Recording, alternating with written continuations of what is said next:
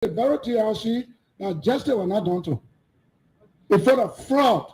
Irregularities. I'm not going to respond to that. We will call for war crime court here, and those who feel guilty will always feel from session. But every time you say war crime court, they say the ugly animal go bring water and baboons start making flour. By the time you say war crime court, Prince Johnson feel that you're talking to him. If he say he did the right thing to protect his people, go say it before the court. At this point, the impunity in this country is emboldening people to even be more corrupt and do things and to hurt this country with no fear that justice will be meted against them. And so at the mention of the name War and Economic Crimes Code, those who feel guilty at heart, even the Bible says, even the wicked flee when nobody running after them. At the mention of the name War Crime Code, Prince Johnson goes into Ari. I think he will run away from session every session because every time I will remind us that we have to do War Crime Code. We got the culture of impunity must come to an end. No, then they don't understand the issue. The issue is about the culture of impunity, transparency and accountability.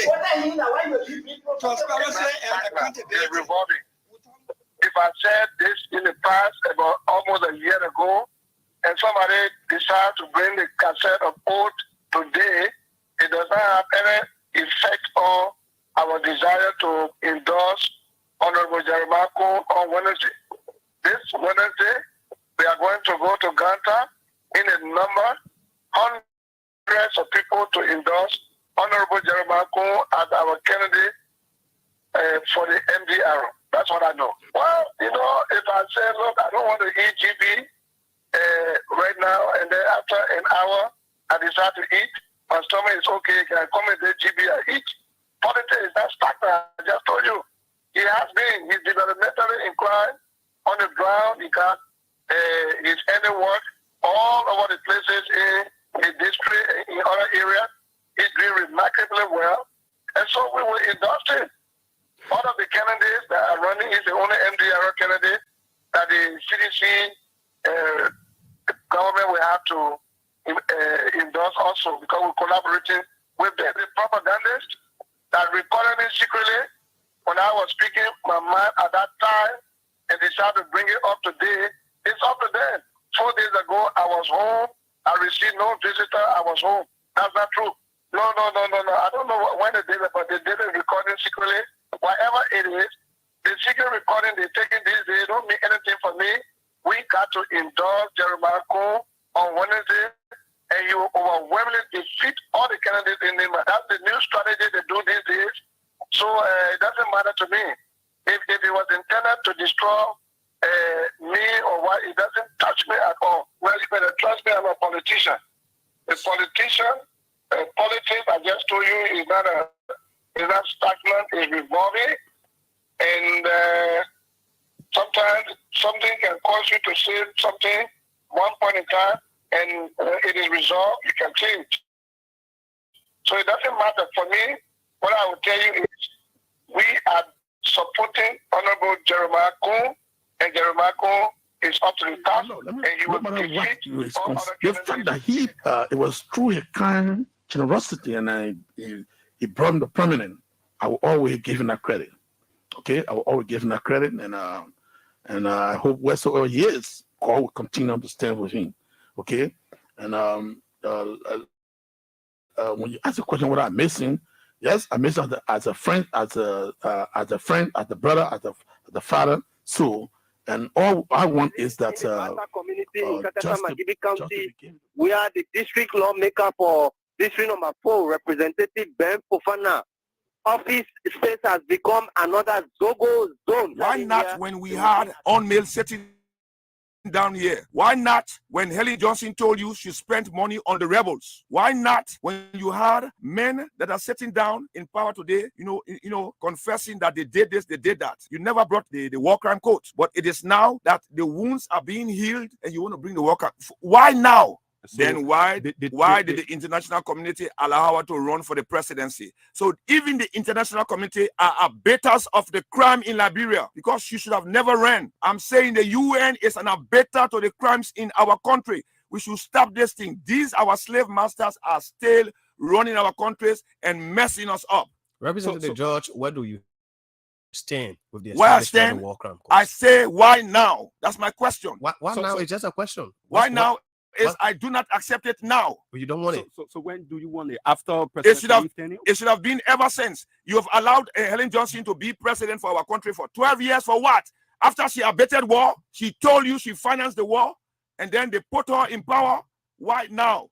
Now that we are in charge, check the TLC report. What does it say? What does it depict? What are the conclusions concerning the TLC report? You've breached it already by allowing the past president to run and then assume power for 12 years. Then you coming to us now and talking to us as if we are fools. You think the Liberian people are fools? You want to bring commotion in our country? Let's check the wall and see what is happening out there. We, as the people's deputies, must take it to our people. Okay. Hold town hall meetings once, twice, thrice maximum, and discuss it with the people. And from what the people say, because we'll have the press there, we'll have some of you there. When I'm holding my meeting or my meetings, you will be there. I will hold a meeting down West Point.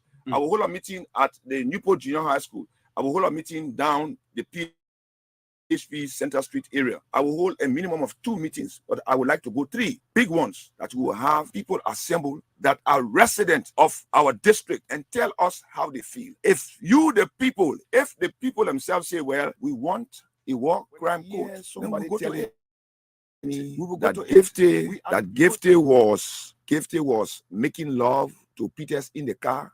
Only Jesus can tell me that I will accept. Only Jesus.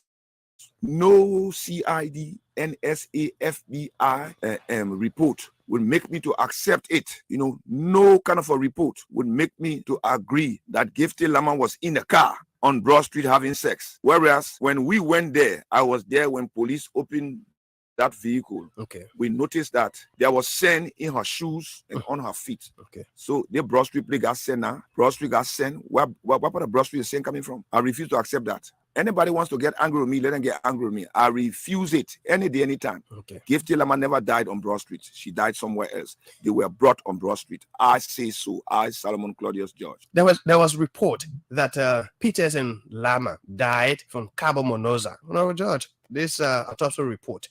Where do you also stand on that report? I just told you. Yes. Only Jesus Christ will say that to me and I accept. Don't keep opening old wounds. I am very hurt because of that report. That report is very incorrect. I refuse to accept it. On his Facebook and LinkedIn page that he graduated from St. Peter Clever High School in Buchanan, 1989. When people show up from St. Peter Clever High School, was that not the case? Was that not the case? Oh, but brother, right now the evidence they don't show it to you now. You ain't graduate from St. Peter again because the witnesses from St. Peter were women. They said you ain't graduate from high school. Why you lying? Then he suddenly went to Wellhurst. He said, "Oh no, I forget. I don't St. Peter I graduated from that Wellhurst I graduated from now." You see, brother, how can one man graduate from 2 high school in the same year? How is that possible, brother? It's not. So it shows that this brother maybe he's a genius. But if you say 2 high school, you won't graduate from You'll be sarcastic. That gets serious, brother. We will not do this in our country. No, seriously. Yeah, I can call you because Dylan was in a major debate with a colleague of mine called Lami Pagoy. It was Lami Pagoy who pushed Dylan. And then Dylan he already took down the CV that said he graduated from Wellhurst, he graduated from St. Peter Clever High School in Buchanan. And so that man who said he graduated from St. Peter Clever High School in Buchanan 1989 turned around because witnesses showed that he did not graduate from St. Peter. And said he ran to Wellhurst and said, "Oh, that Wellhurst I graduated from now." But even at that, it is yet to show an authentic document like the wire certificate to convince us that he is a bona fide high school graduate. He has not done so. Even the document he submitted to Lok Shaba, the Indian Parliamentary Training Program, we are told that in that document he claims to have been a these people are determined in their irreligious action to undermine the foundational principle and doctrine of the Liberty Party. You know that I am a founding executive member, not just of the Liberty Party, but the 3 arrangements that gave prominence to Councillor Bronsky when he fled from the Chancellor regime. The 3 arrangements that we established. Number 1 was the United Democratic Party, the Liberty Party, and the Friends of Bronsky. Those institutions aspire to 2 fundamental doctrines. Number 1, establishing a nation under the rule of law. That was the first principle that we all stood for. The second thing was the integrity standard. Today, the people who are providing leadership for the party, they have absolutely no regard, no decent regard for integrity. They have no decent regard for even the respect for rule of law. They are organizing convention in contravention of the party constitution. They have come and brought on board somebody with a notoriously tarnished check of history. I mean, these are the things that I am talking about. Because I'm reminding them all of the basic doctrine and the principle of the party that are finding it offensive. You know, everywhere around the world, when somebody stand up and speak out against ill in society, that person sometimes draws hatred. You draw hatred from the people who want to perpetuate, you know, the wrongness in society. And so this is the challenge we are dealing with. Live from the King's Building in Monrovia, Broad and Buchanan Street, this is ABC 105.1 FM. I like it. I like it. So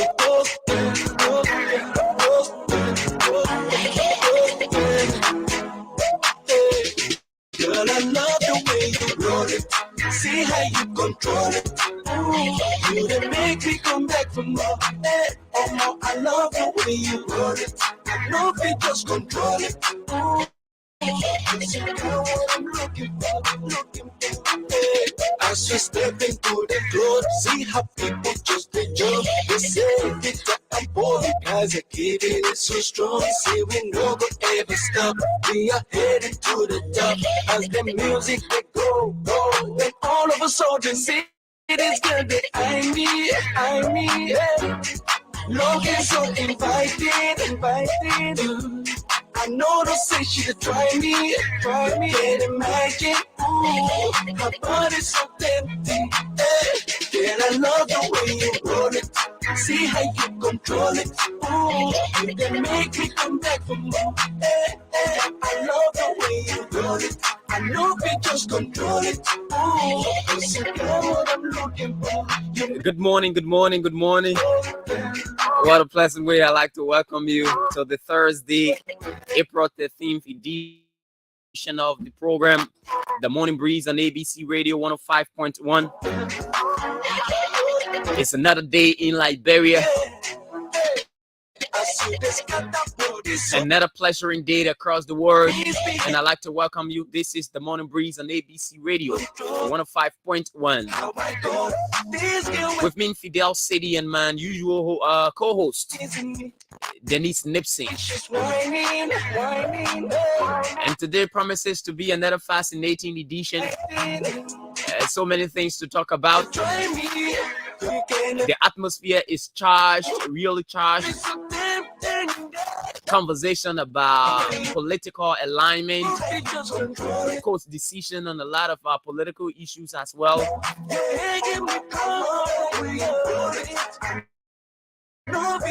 As well as releases from the president's office. Those are things we'll be looking at this morning. And at 9 o'clock, we have a guest.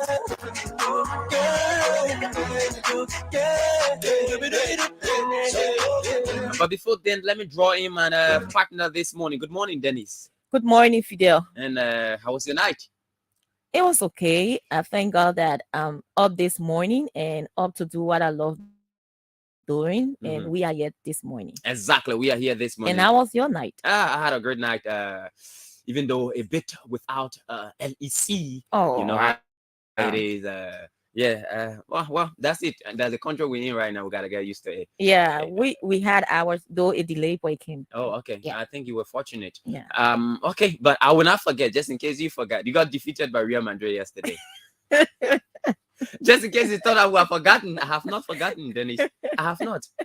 You were defeated by Real Madrid. I expect you to be around, maybe around Grand Bassa now, pushing to River Cess, because you're going to Grand Cru. That's a long distance.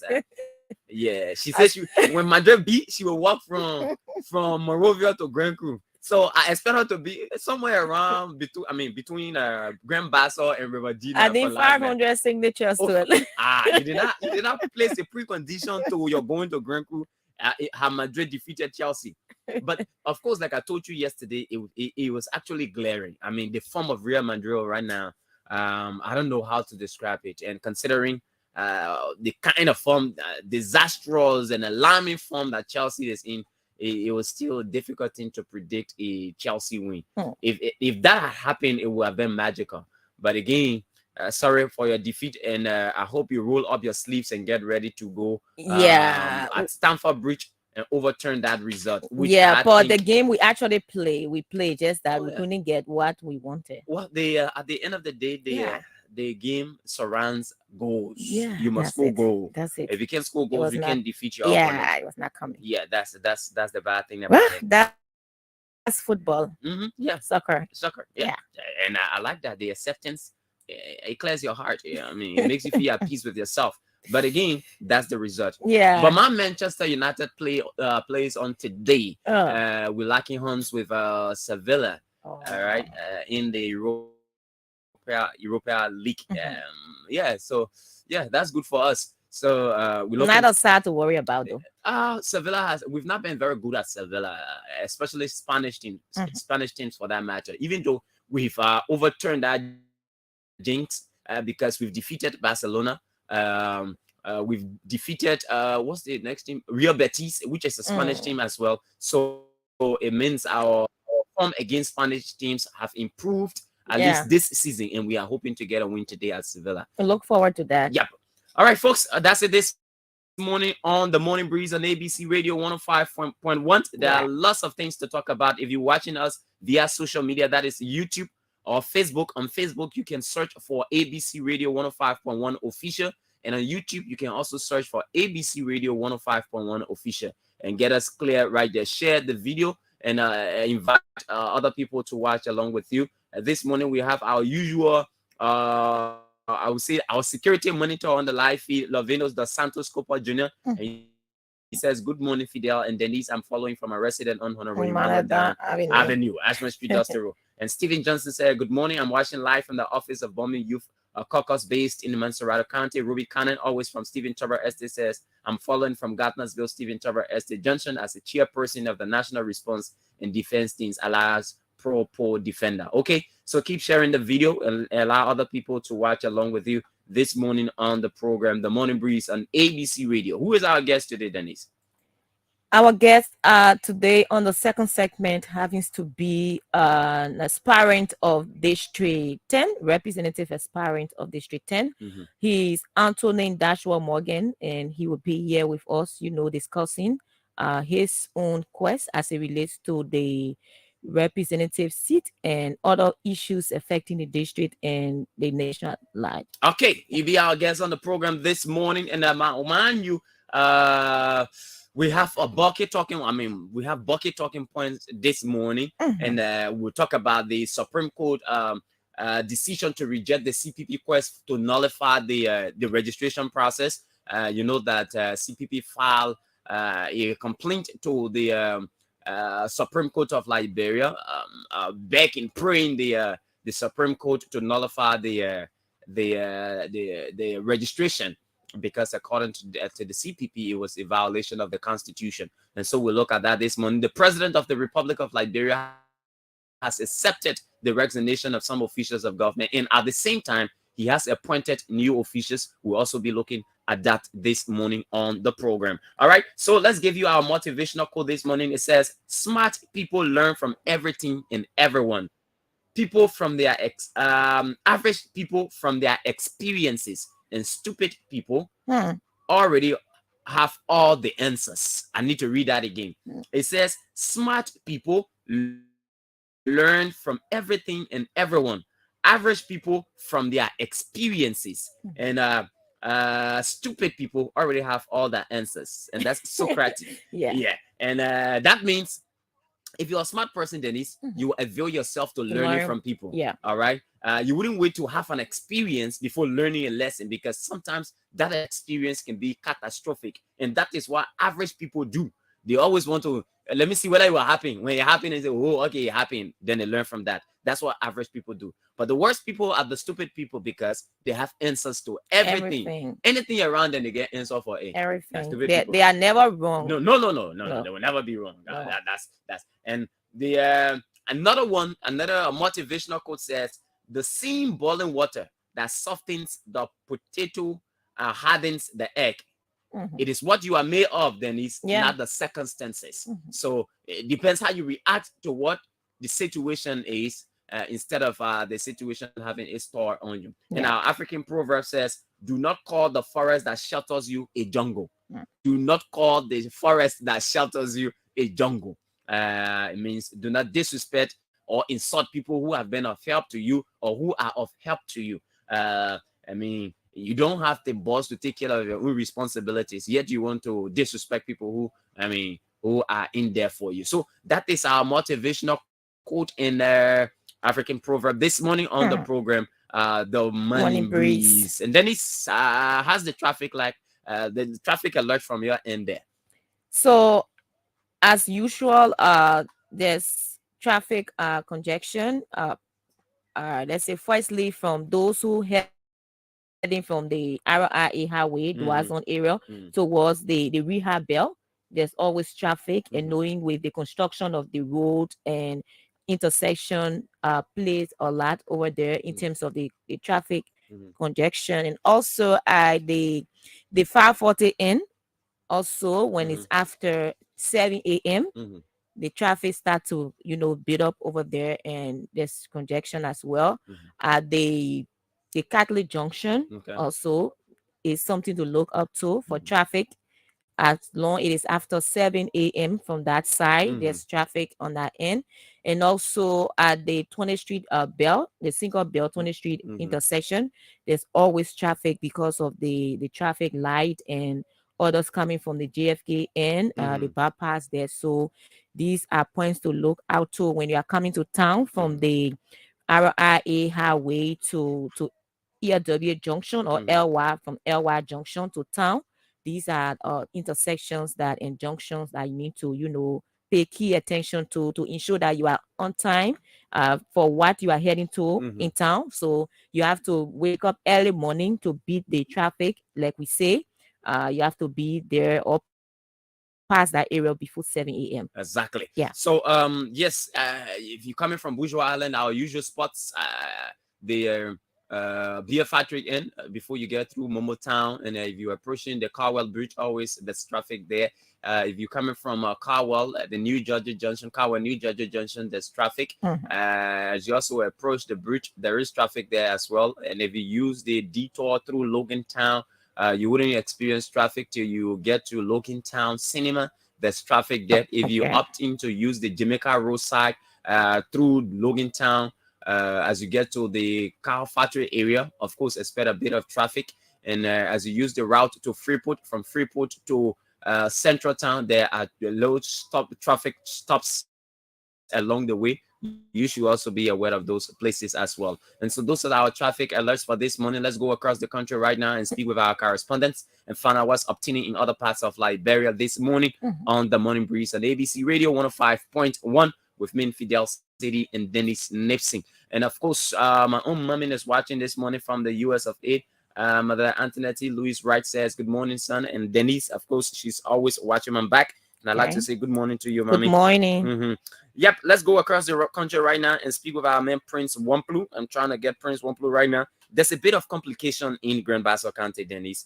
I don't know whether it's indecision or is just Superintendent John J. Bakwe's desire to just stay on and still contest. But it seems like he might contest the election, even though he has now resigned. And the news we are getting is that the citizens of District 2 are pressuring him to contest, despite his refusal not to resign.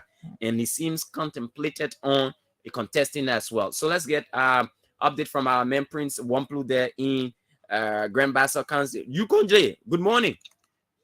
Good morning, Fidel. Good morning to your co-host and good morning to our many listeners. How is Buchanan City this morning? Well, we have the sun this morning, a very tough weather last night, but this morning we have a sunshine. And then from the Bacalin Beach, we have the breeze now entering lower Buchanan City.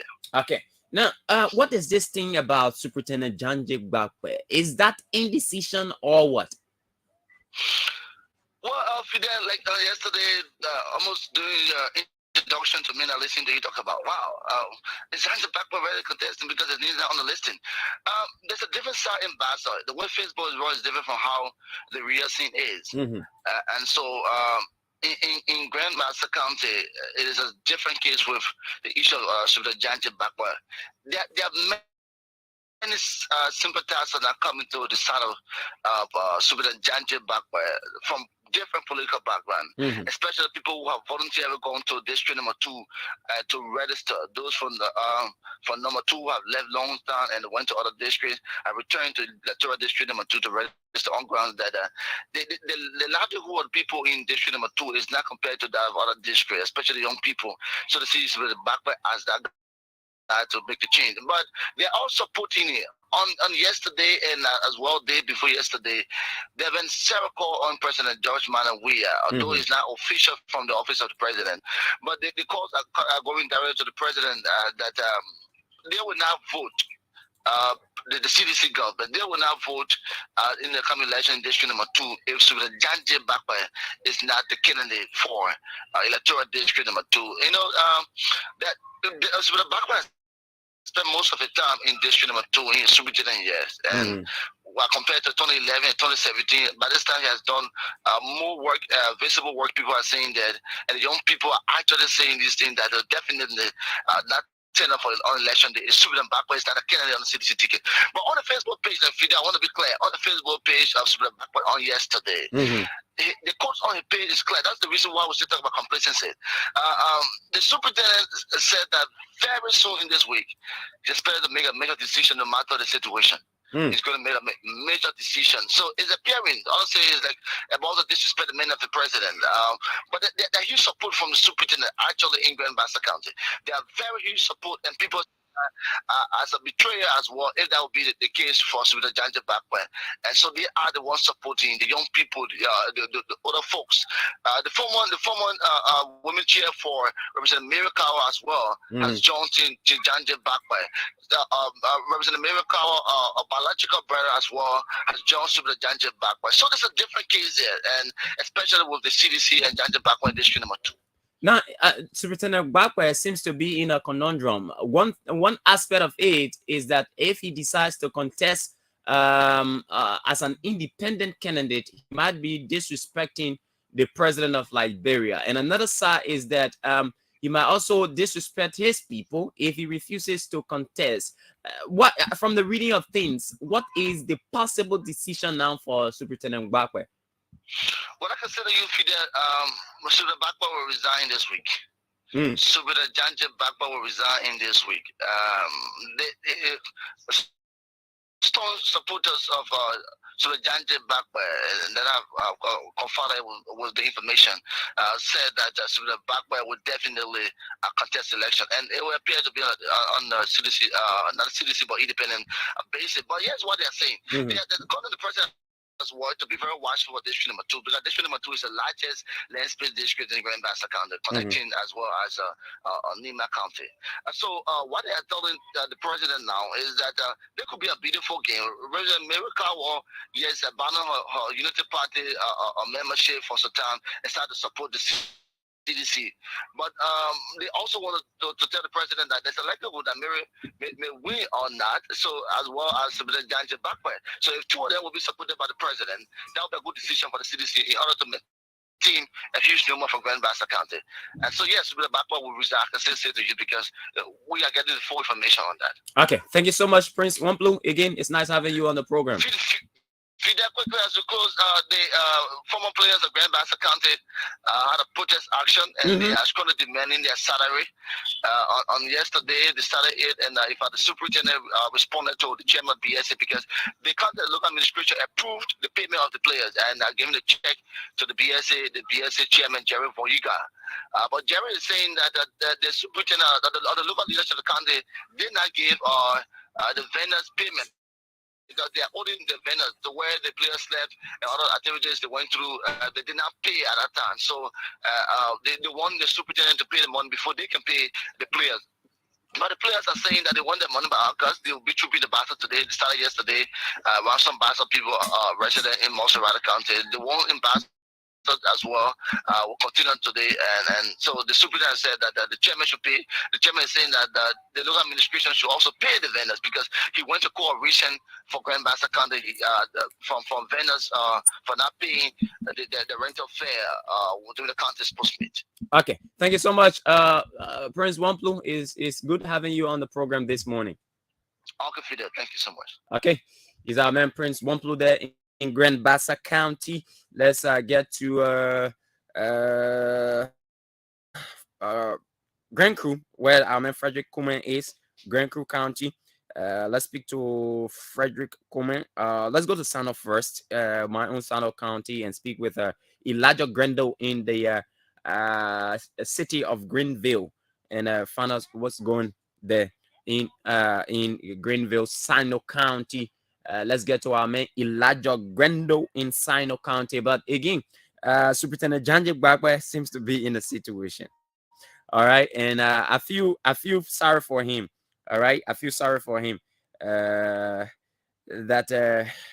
you enjoy the support of your people, but then according to the information, the president has someone that he supports, Mary Kawa, who is the current representative of the district. But the people said they don't want Mary Kawa. Mary Kawa has been there for 2 terms, 12 years. Now she wants to go for 18 years. The people say they don't want her, that Janji Gbagbe they want. But again, because of the president's relationship with her, the chief, the chief Zo,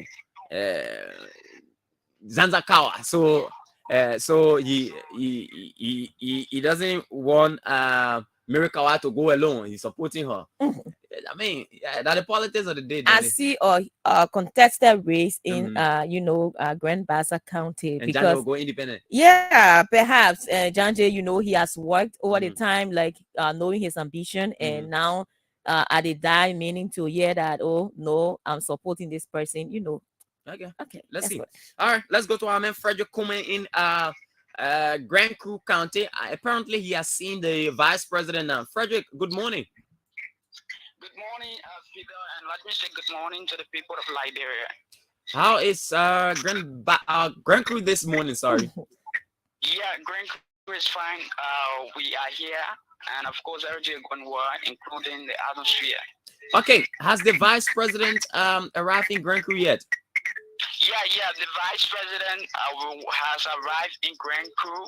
She came from Bewan, Garaway, and then later she went to classes, after which she returned to Barclayville City. So now she's currently in Barclayville, but then the people that went at October, to wait for her, because usually if a leader is coming, people usually go at certain places to wait for them. So when the people got there, waiting for her, but due to time and the interaction with the other citizens, at Bewan, Garaway Beach, and the other places, the time did not permit her to enter Barclayville sooner. So she entered Barclayville at about 9 o'clock.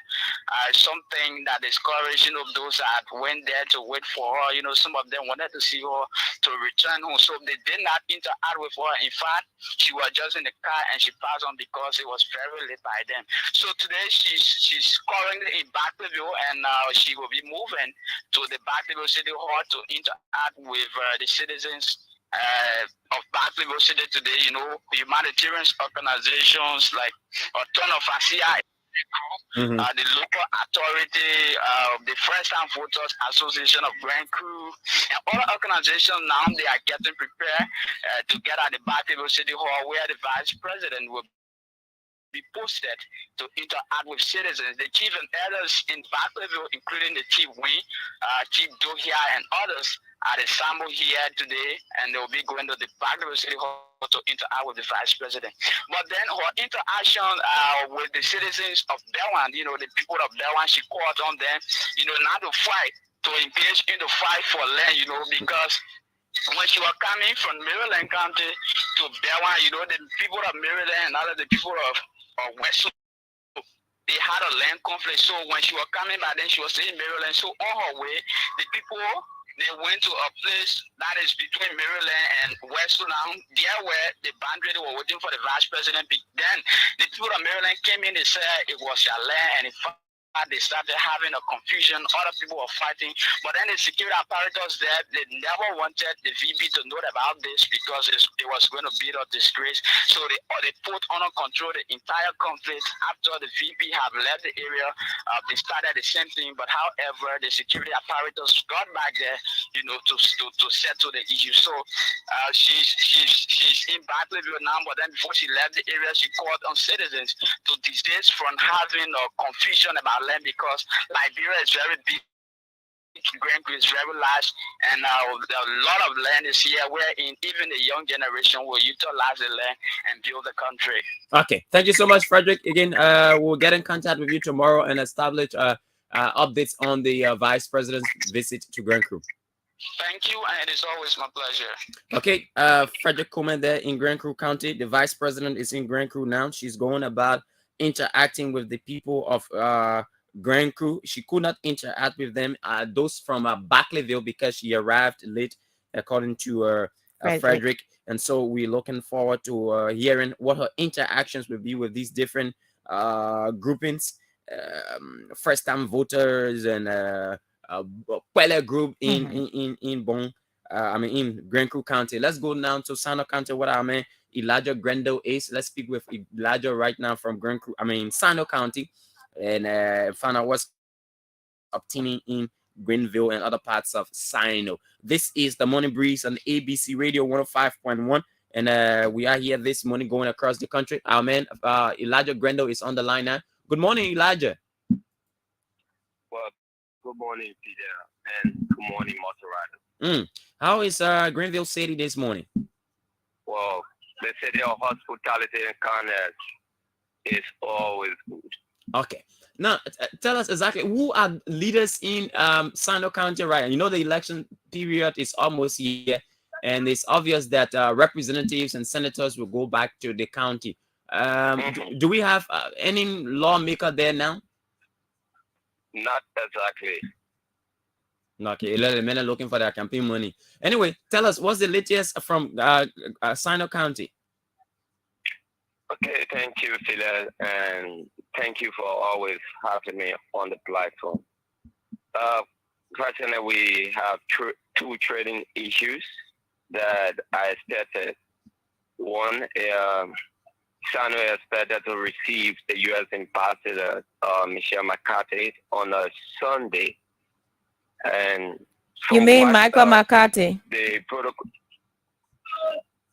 from what the protocol in the office of the county superintendent told us, is that the U.S. ambassador is coming to Sino to have a stakeholder meeting with leaders of Sino. Go ahead. And President, I will speak. The county authority, I put in place mechanism. I put in place the culture through the traditional grouping. To receive the U.S. ambassador on the Sunday. Okay. Now, you've been in Sino for the longest. When was the last time a U.S. ambassador went to that part of the country? So that is the first of a kind that we are about to receive the U.S. ambassador. Okay. All right. Now, what are the citizens' reaction? On local radio stations, obviously they've announced the coming in of the ambassador. What have been their reactions? Well, as it takes, the relationship between Liberia and the U.S. government. So, everyone are in high gear to receive the U.S. ambassador. More to that, community dwellers are getting to the street to clean the Vera roadside. They are cleaning the Vera community. There are massive work that is ongoing here, only because we are expected to receive two high-profile personalities. Okay, you made mention of Michael McCarthy. Who is the next person?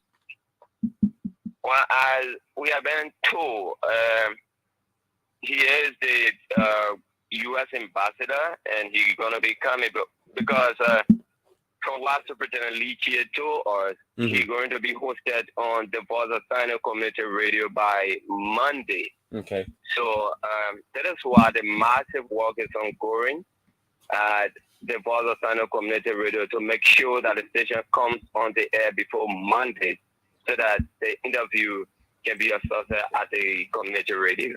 Okay, Gunnar. Grando, what's the next trending issue? Yeah, so as you may be aware, Vice President Madam Joa Howard Taylor is on her tour. So she also expected to enter Sino on a Saturday.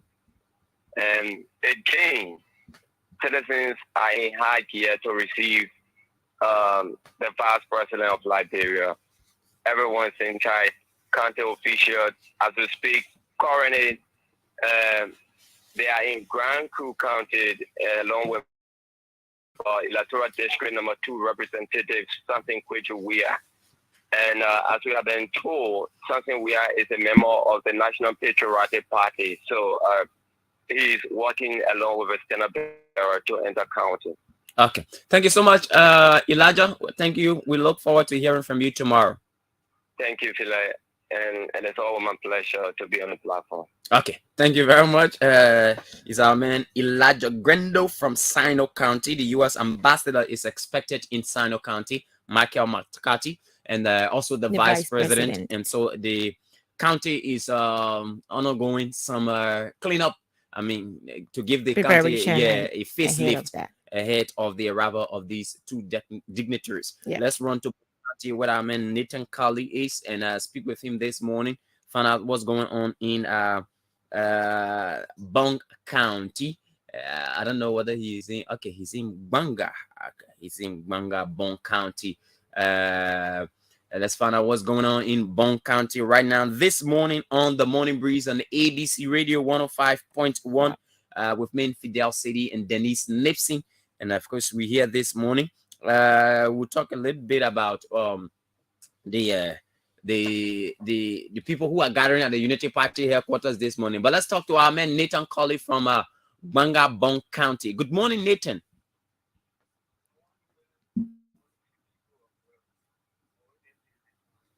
I don't know whether you're in hole. You have to get from the hole. We're not getting you. No, not exactly. I think I got you now. Go ahead now. Okay.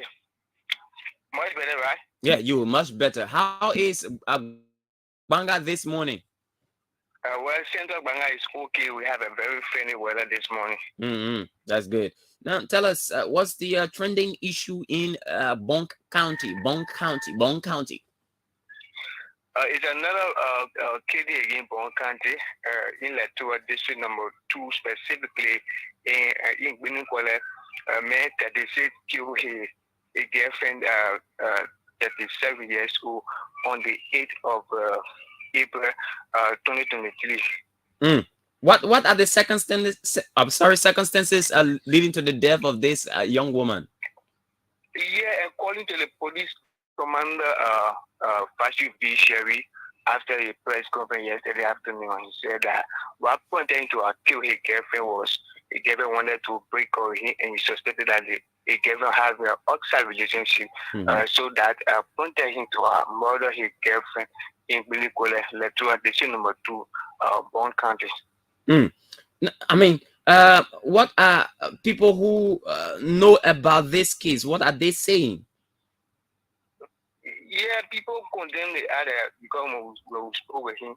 He admitted the fact that the girlfriend she fled to leave him, so he did not have any option but rather to murder him, and he killed the girlfriend along the Unicode Road to Banga and placed the body in a cupboard. And she went missing for 2 days.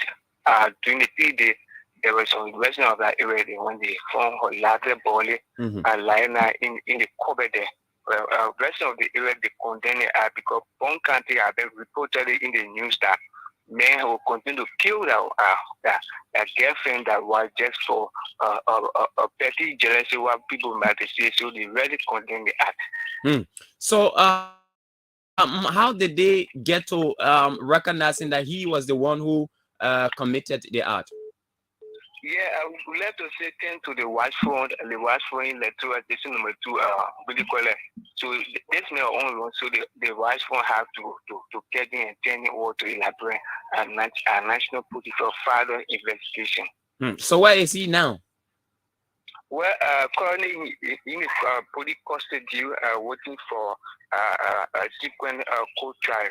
Okay, thank you so much, Nathan. Again, it's good having you on the program.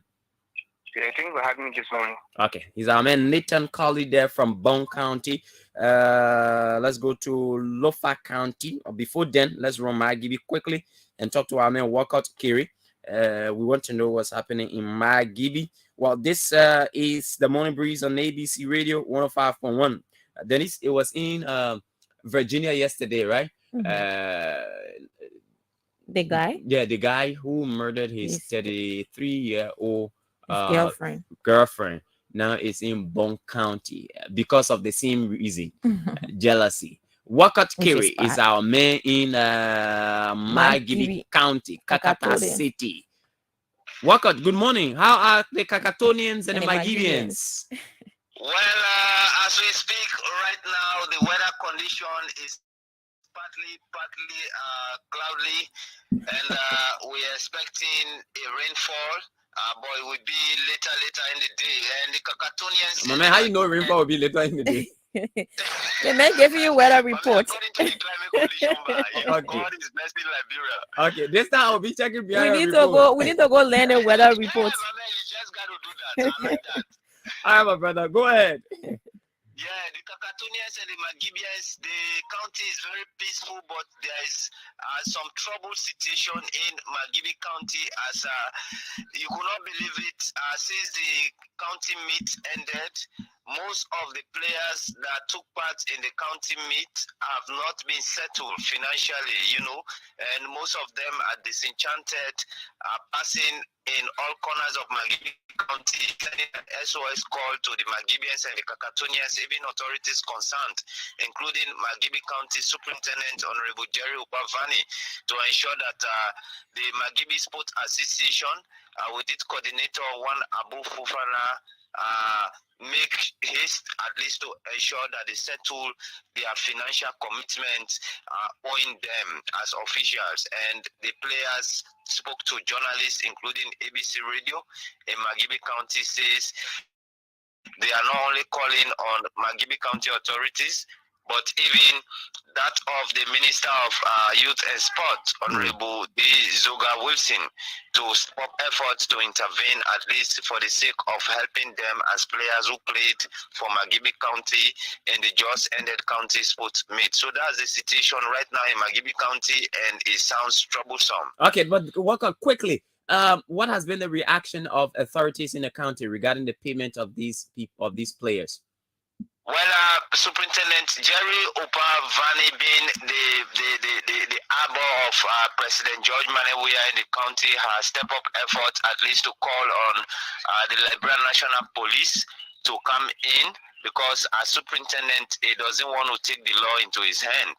And if situation like that happens, as professional superintendent in Magibi County, in his wisdom, call on the Liberian National Police to see how best they could squeeze these guys, Abu Fofana and team, even the coach of the Magibi County Sports Association, to ensure that these players get their money. But it is controversial because that of the county officials are saying they have given this money to Magibi Sport Association, Abu Fofana, the coach of Magibi County team, and the sports association are also alleging county officials that, this money have not been given all in fullest. Okay. But notwithstanding, the police has made some intervention, and today they open to speak to the press as to how far they will end the matter. Okay, Walcott, we have to leave it at that because we have no time. Thank you so much. We'll get back to you tomorrow. Thank you so much. It is my pleasure, and it is my pleasure to say thank you to our valued listeners of this most frequency dial ABC Radio. Thank you. Okay, Walcott Kerry there in Magibi County. where the Magibians and the Kakatonians, the players, are protesting for their money allegedly owed them by county authorities. But the accusing fingers been pointed at the sporting body in Magibi, and others are the county authorities. That is the political leadership of the county through Superintendent Jerry Vanny. All right, let's go to Lufa quickly and go to our first talking point, and I hope you can get in contact with Senator John Ballo. Let's know whether the plan of going to the Unity Party headquarters and the CPP today stands as they've indicated. All right, whether there's a new course of action they are taking or they are going there on today. Let's get to our man in Lofa County, and he's Samuel Bole. Samuel Bole is in Lofa County. Let's find out what's going on in the county considered as the bread basket of Lofa. Of Liberia. Of Liberia. Thank you. Okay. He's busy right now, but we have to leave it at that, Dennise. We don't have much of time. Let me see whether I can get to Senator. Are you calling him? No? Oh, okay. Okay, call him. Let's you get go him. ahead. Okay. I don't want to take him straight on the line like that. We need a prior consent, but let me see whether I can get to Senator John Balut to find out. I always add the title. Balut. General John Balut to find out whether the petitioning ceremony at the Unity Party headquarters and that of the CPP's headquarters is well on course as planned, because he believes that a united opposition is the way forward. And he feels that the most preferred ticket for to retire President George Weah is Cummins and Bwaka and Cummins. All right, he believes that's the preferred ticket to. Okay, his phone keeps ringing just in case he gets in contact with us. But just a reminder to our people today that a group that he is leading they've decided to petition Vice President Joseph Boakai, all right, to choose Alexander Cummins as his running mate, because according to John Balu, that is the surest way for the opposition to have a victory in the October one round victory in the October polls. He says that is what the Liberian people want, and he is heralding this charge. And from the Unity Party headquarters, he will be going to the CPP headquarters to present similar petition. But guess what? I was listening to a network last night, and the chairman of the CPP, Musa Ability, was the studio guest, and he was clear. He said the letter that Senator Balu was presenting or had intended presenting to the CPP was disrespectful. He said instead, Senator Balu should be calling for the two political leaders to sit around the table and discuss and engage one another. I mean, as to how they intend to go to have a single ticket, instead of Balu suggesting that Cummins should go second to Bwaka. They feel that it is disrespectful to Cummins, because Cummins has all of the pedigrees to be president of this country. But Balu maintained that he is going to, in fact, at a certain point in time, Belete said we will not accept you. Then when we can't, we're not opening our door to you. Balu said we're staying in the street. But at the end of the day, Senator Balu he actually agreed to the proposal made by Musa Ability that they should fine-tune the letter, in fact, the petition to the CPP, instead of them requesting Cummins to go as vice president, as running mate to Bwaka, he should call for a conference. They want a conference instead of a suggestion that will make Cummins running mate to Bwaka, because they feel it's disrespectful. So, yeah, on the other end, someone might say, when you are, preferring reconciliation and thing like that, there's a need to, engage the person, come with a better way in terms of appealing to the person. And when you find a way to sit, and then now you can come up with the compromise, and all of that, the suggestion that we want you to, go as this person, to go as the running mate to the vice president and what have you. But as it is now, so I think the reason why Balu is heading that, it is because at this point in time, there's this issue about who the former vice president takes as running mate. So I think it is from that background that former Senator Balu, is kind of Senator Balu, sorry, is saying that, oh, I want him to go as the running mate, right? Because right now it's about who becomes the running mate for Ambassador Boakai. It's not about going to sit anymore to talk, because they have been talking. People have been calling them and talking to them, perhaps, and now where they are. And we already know that Cummings has said there's no way he will go as running mate. So this time it's a campaign from their side, requesting the both of them. Okay, we know the both of you, you people have ambition to go as presidential, aspiring or whatsoever political leader for your both parties. But we want you for one person to come second, So I think that's why he's doing that. And in the spirit of reconciliation, I think Chairman Bility as well, if they want to see an opposition bloc coming together to unite, the need to, a little bit lower the ego and stand up is necessary. Because if everyone try to put up their ego, and try not to come down, everyone wants to show power and strength, I don't think what they hope to achieve, I don't think they will achieve that. Yeah. So it is not a bad thing that Balu is leading that charge, perhaps as per their quest, to say we have seen a lot of people who have been suggested as running mate for the former vice president. We think that although Alexander Cummings is in the race, he wants to become president,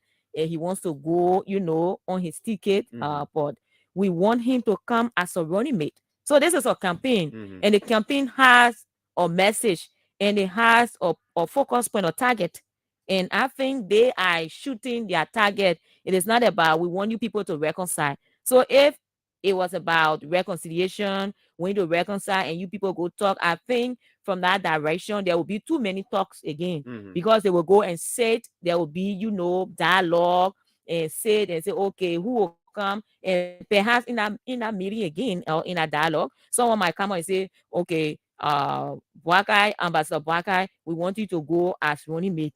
You see, so they have a focus, and I think that's why he's heading that campaign in that direction. So on the other hand, I won't say it is being misguided, or it is not a point of reconciliation. I think it's because of their target, and they are heading that, and they want to gain sentiments from supporters and sympathizers. So that's why they have a focus. You have to come to the disco with a focus. You cannot come to leave it open and say, okay, well, we want people to reconcile. If they reconcile, then we'll see who will go as this and who will go as that. No, I think they have a point that they are targeting. So the need for the chairman, ability, and all those who are heading to see reason, if they think it is in their interest, there's a need to do that. There are several individuals who've been accused by different political pundits of doing the bidding for President George Weah in different opposition segments. They believe that one of the reasons why the opposition, especially Boakai and Cummings, have not come together is because they have supporters who are doing the bidding on behalf of President George Weah. From what you've seen so far, Dennise, you follow politics, politics. Could that be a possibility that, okay, we got having him behind who's supporting President George Weah, and because they don't want to see the two people to come together, so they're putting words in the two people. Say, you don't join, and your side say you can be president, don't join that man. Or they want to say you too good to join that man. I mean, is there a possibility that those kinds of conversations are being, or those kind of conversations are being held by these with these political leaders by their various supporters? So though I don't want to speak like I'm the speaking for opposition political parties or the government or what have you, but in a discussion, sorry, to talk about the issue that we are talking about politics, right? And anything is possible. Yeah. So no one wants to see in a race and I want to be defeated. No. So the game of politics, you have to play it the way you feel you can play it to win.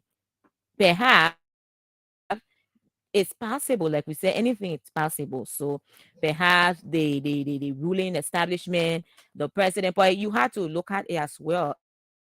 If the president or the ruling party is seeing Cummings as a threat in terms of threat, meaning if he aligned with Ambassador Boakai, and that would be a threat to the ruling establishment winning the second term, bid, then perhaps they will also do a thing to ensure that the game that doesn't happen. That doesn't happen. So it depends how they see the both party, whether if two of them, come together or they align, and that will be a threat for their second term bid. Then there's a means that they will try to ensure, in terms of suppressing that alignment, not to come to fruition. So it depends. And if they don't see it like that, they will have to do their other work in how they will do it, because Fidel, it is politics. No one wants to sit down. You won't be in a race with me and you just sit down and knowing that I'm a force in the race and wanting to just sit and not attacking the issue or not doing something about it.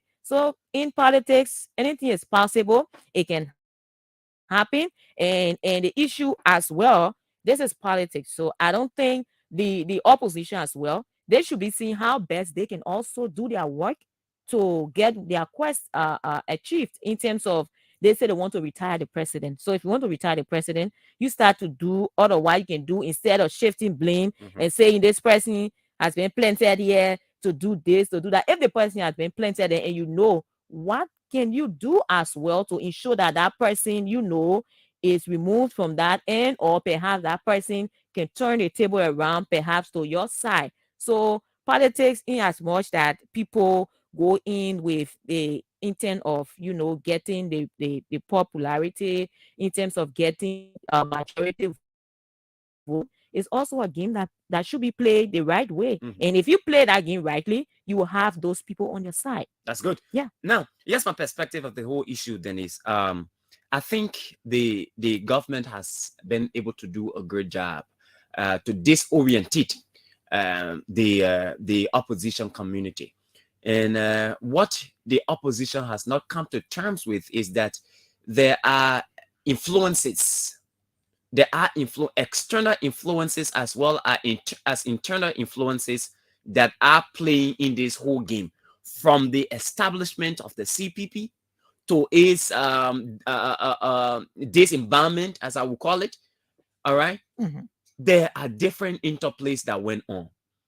What they've not come to terms with is that we must all accept our various positions. That is, I understand that I do not have the number, Dennise. We have to be very realistic that I do not have the number. I can subjugate my ambition because I want to see something happen. And that is making President George Weah a one-term president. If that is what I am well intentioned about. If I am intentioned about being the president of this republic at my current age, because this is the only opportunity that I have to be president. That is Vice President Joseph Boakai now. He will also do something that will bring down his ego. I don't know whether it is he who has the ego or his supporters that have the ego. Whichever way it is, the two individuals have to sit in the room and decide, look, Mr. Boakai, I understand that I do not have the popular demand of the people. All right, the popular command of the people. So I have a number, an appreciable number, but that number is not enough to make me win. The vice president also has to understand that he also has a number that cannot make him win, even though he will be a competitor. And I like the way the former Senator Balu put it the last time. There is no way that there is no trophy for second place in an election. You lost, you lost. That's it. The same for the last man in the election. Yeah. So if these two individuals realize that there is no second place for anybody in the election, they will come together, subordinate their different egos, and work together as a team. But like it has been suggested, there are external and internal influences that are making it impossible for these two people to work together until they can come in their mind and realize that, hey, we need to work together. That will not happen. Definitely, that will not happen. So, like Senator Balu has indicated, they must work together. Okay, I think we have Senator Balu on the line now. Good morning, Senator, and welcome to the Morning Breeze on ABC Radio. Okay. Thank you. Good morning to you as well. Good morning to everyone listening to you. Good morning. Okay, you were in studio a few days ago, and you planned to petition the Unity Party and the CPP. Are you still going on with your plan this morning? Sure, absolutely. We are even more determined than before.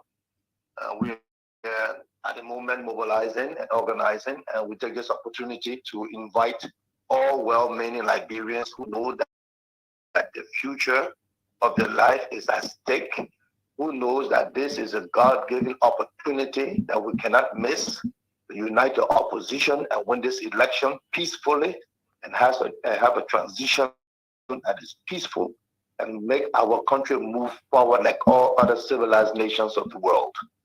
We hope that you will see this to be important because no one person can carry the burden of this country.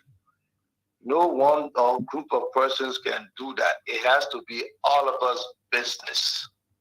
So whatever you are doing, no matter how important it is, 1 hour or 2 of your time this morning will make a big difference to the future of this country, not only for you, but for those young children who deserve a better life, for the old people who don't have social security, who are vulnerable, who are depending on begging, and for a country that has to provide opportunity, jobs, peace, and security. So we beg everybody, we appeal to people to come forth, because as we are trying to unite, there are forces working to keep them apart. As we are trying to make progress, there are forces working to discourage this. We don't know the reasons, but we have strong enough reasons to want to unite this opposition, especially bringing Ambassador Bwaka and Mr. Cummings together on a single ticket that can guarantee the first round victory and sweep the entire legislature. So yes, we are gathering this morning, 10 a.m., outside the offices of the Unity Party, where we will present a petition to Ambassador Bwaka, and we move on to the CPP offices, where we will present a petition to Mr. Cummings. And everyone is invited, everyone is encouraged to bring someone, and everyone is encouraged to be part of the historical making process. Now, I listened to your interaction with Chairman Bility last night. Have you now edited the petition as was requested by Chairman Bility? Well, yes. If Chairman Bility felt or Mr. Cummings felt offended because of the bluntness of our communication, yes, we apologize to them if it felt bad. We apologize again tonight if they feel bad. We have edited this communication, and I'm presenting an edited communication. And why all this? Why am I apologizing? I'm apologizing because the actors were trying to get on board, maybe reluctant, if they say they feel offended. So we apologize to you if you feel offended. But do we apologize for our actions? No. Okay, so do we apologize for taking charge of our future? No. Do we apologize for marching onto your offices and present a petition because you failed to unite the opposition and you were about to make the country go down the drain? No. So we remain very unapologetic for our actions taken. We remain very firm in our action, and we will move on to the offices of these two political leaders, of our political leaders. And all those who feel differently, we apologize to you. But please stay out of the way as the people take the action in trying to move the country forward. Senator Balu. This is not about chairmanability, like I said yesterday.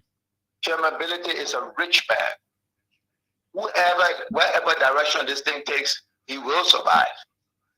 It's not about Ambassador Walker or Cummings or even John Balut or any of the other political actors. None of us are poor people. None of us are children will suffer this. None of us will suffer from a medical bill when our people get sick. None of us can claim that we don't have money to take our children to good schools. None of us. It has to be and it will be about the suffering masses of this country. And I challenge especially those who have benefited from the united opposition, who themselves got elected on the united opposition ticket. This is susu. When you eat, it's your time, give back. Don't take your susu, eat it, and walk away. Okay, Senator Balut, we have to let you go. But what is the reflection of the new communication that you've sent to the CPP? Well, the intent remains the same. The words will be rearranged. Rearranged. Okay. So you're now requesting Cummings to go second again? I say the intention remains the same. The words will be rearranged. What would the how does the message in the letter will speak to this? Okay. If you listen to Chairmanability himself yesterday, I think the message has gone across. Okay. I think everyone in this country understands it today. I think Chairmanability himself said it would be disrespectful to ask Ambassador Bwaka to do this, to be vice. He himself said that Ambassador Bwaka called them, they can sit down to discuss it. He himself said that this is about Ambassador Bwaka and Cummings. They are friends. Ambassador Bwaka can send for him and they will come. And when they put it before them, they will discuss it and they will try to find a single ticket. He himself say he's supposed to look for a single ticket. Yeah. The conversation ended on a good, Senator Balut. He said it was an impossible task. Today is a possible task. Let's focus on that. These are our partners who belong to the same side. I'm not trying to offend them. I'm trying to appease them to make sure that we keep united and work together. Okay. Chairmanability is an important person in the exercise. Mr. Cummings is an extremely important person in this exercise. Anything that would discourage them from coming to the table, we will adjust it. Okay. But we invite them to come to the table nevertheless. So let's move on today and make history. Our future is in the balance. You have a chance to make it right. Take advantage of it today. Thank you. Thank you so much, Senator Balut. Thank you. We wish you all the best on today. Senator John Balut, very, very fierce in his desire for a united opposition. And clearly he wants to see Joe Bwaka and Alexander Cummings on the same team. So it was a fierce argument last night. I mean, Musa Belete said the letter was disrespectful. So, but as I was saying, Dennise, so these two individuals, Joe Bwaka and Cummings, they have to decide within themselves that we both have to make the sacrifice if we want to have a united opposition. Even though the CPP did not materialize, it crumbled. I mean, the entire CPP, it crumbled. And we've seen parties running down to the CDC, even though they've condemned those parties as being mushroom parties. But again, the sake that comes with just parties moving to you, I mean, the picture is sent to the voting population is that a lot of men are making improvement, a lot of making improvement, that's how we need to go on. I mean, those kinds of interpretations have to also be considered by those who are opting to unseat, to discontinue the leadership of President Weah, or say, don't give rise to his re-election desire. So again, it is in the hands of the opposition leaders. Cummings got the moko, and with small people, Bwaka get plenty of people. So again, any trick that is employed by the government to disorientate and ensure that that ticket does not work is not against the Bible. But that's what I'm saying, Yeah. Fidel. The thing is politics, and when you have your opponent, you will use every means to remain supreme. So the issue about people crying wolf, the mhm. government plan people, Yeah. the government do this because they don't want to see this coming together. That's not the issue. The issue should be how you go about, Mhm. gathering your people, how you go about campaigning for those who you want to align to come together.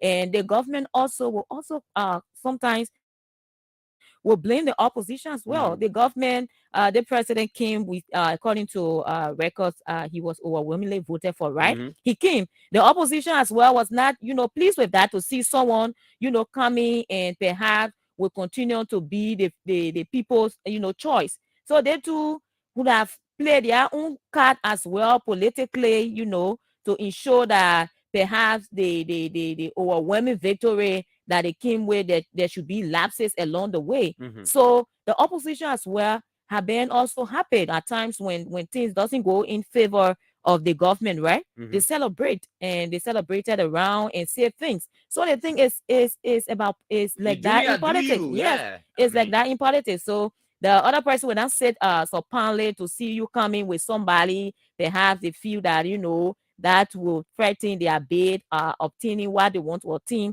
and sit. It's about how, I think now the opposition should be thinking about how they can unite, how they can do this, because perhaps they want to somehow buy popular sentiments by saying, oh, this person has been planted and this person has been, like this and like that. But the need to ensure, if you think it is the right thing, Mhm. that when these two people come together, There'll be and possible yeah, there'll be victory. possible victory. Go ahead Go and do ahead. that. Start a discussion. Discuss with those who you think are influenced within both sides. Mm. Talk with them. Sit to the table. You're discuss and see how best you people can come up with that. And the issue about it, the vice president, former vice president, selecting his running mate should be that. And the last time I said it, that now they have to do petition ceremony for the vice president, to the former vice president, to choose his running mate. So that's it there, and Fidel. Yeah. All right. So the Supreme Court of Liberia has nullified the petition of the CPP, the collaborating political parties. They had requested the Supreme Court to put a halt to the ongoing voter registration exercise, because according to them, it is a violation of the Constitution. But the Supreme Court has said that there's no violation. The voter registration exercise should go on, and there should be nothing that will stop it. So another blow for CPP. And the Supreme Court as well, the full bench of the Supreme Liberty Court, Party? yeah, the Liberty Party issue. Mhm. All right, they've said that Musa Belete remains the legitimate chairman, and he's acting in line with the constitution of the Liberty Party. So the rate of sanctuary filed by Yomli Kanga Kanga Lawrence's Lawrence. Liberty Party Mhm. has no bearing on chairmanability, so they must continue. But from the post I saw from Yomli Kanga Lawrence yesterday, it appears like, and then the conversation I listened to from Musa Belete, it appears like the party will unite now. That's how it appears like, that the party will come together and reconcile their differences and operate as a one Liberty Party. If that is the case, that will be good going into the 2023 elections, Yeah. because as separated as they are, the two sides they stand to lose a lot, as opposed to them coming together and working for the good of their party. So yes, indeed. And Chairman Bility, in that light, he has, a greater part to play when it comes to that. And if they are talking about unity, and and also will be gaining, because he's with Kumi's CPP. CPP, and coming with Yomli Kanga Lawrence CPP. When they reconcile and form one, Yomli Kanga Lawrence also could go as running mate to the former vice president as well. An So option. so yeah, so she has been one of the But I don't believe options. it will be part of the conversation, because Bility, remember now, is deeply on the side of Cummins. And so to convince Bility to go the side of Boakai will be a difficult thing to do, except holistically, if they decide as a party that they are supporting a Boakai and Cummins ticket. All right. Anything is Yeah, possible. that would be So the easiest thing to do. yeah. Yeah. And if let's say, for example, if for instance, right, Mm. you have Cummins being resolved Mhm. and say, I don't care what Whatever happens. yes, I'm not going to go as running mate, and now the Liberty Party decided to reconcile. Now you have a party, you know, a full party that doesn't have fraction any longer, and they have a political leader.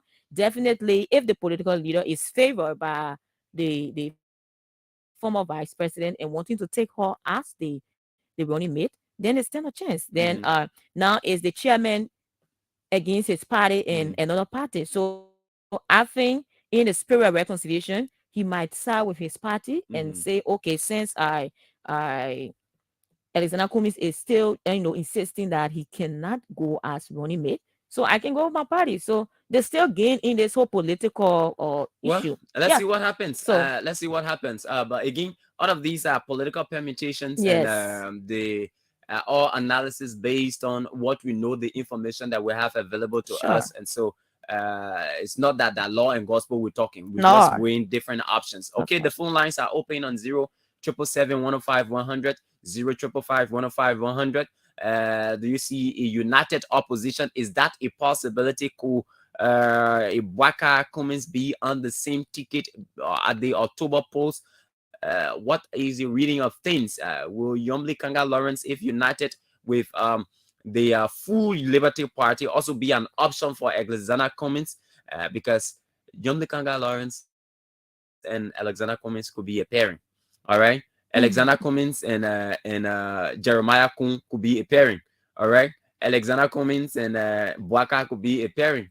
Alexander Cummings and Yomli Kanga Lawrence could be a pairing. Yomli Kanga Lawrence and Bwaka could be a pairing. Yomli Kanga Lawrence and Jeremiah Kun could be a pairing. So there are lots of different permutations that are involved. But again, but for now, what we are looking at, it's not, I mean, different things happen. We go to bed tomorrow, wake up, we'll say, okay, Yomli say, all right, Jeremiah Kun say, I choose Yomli as my running mate. What thing we'll do?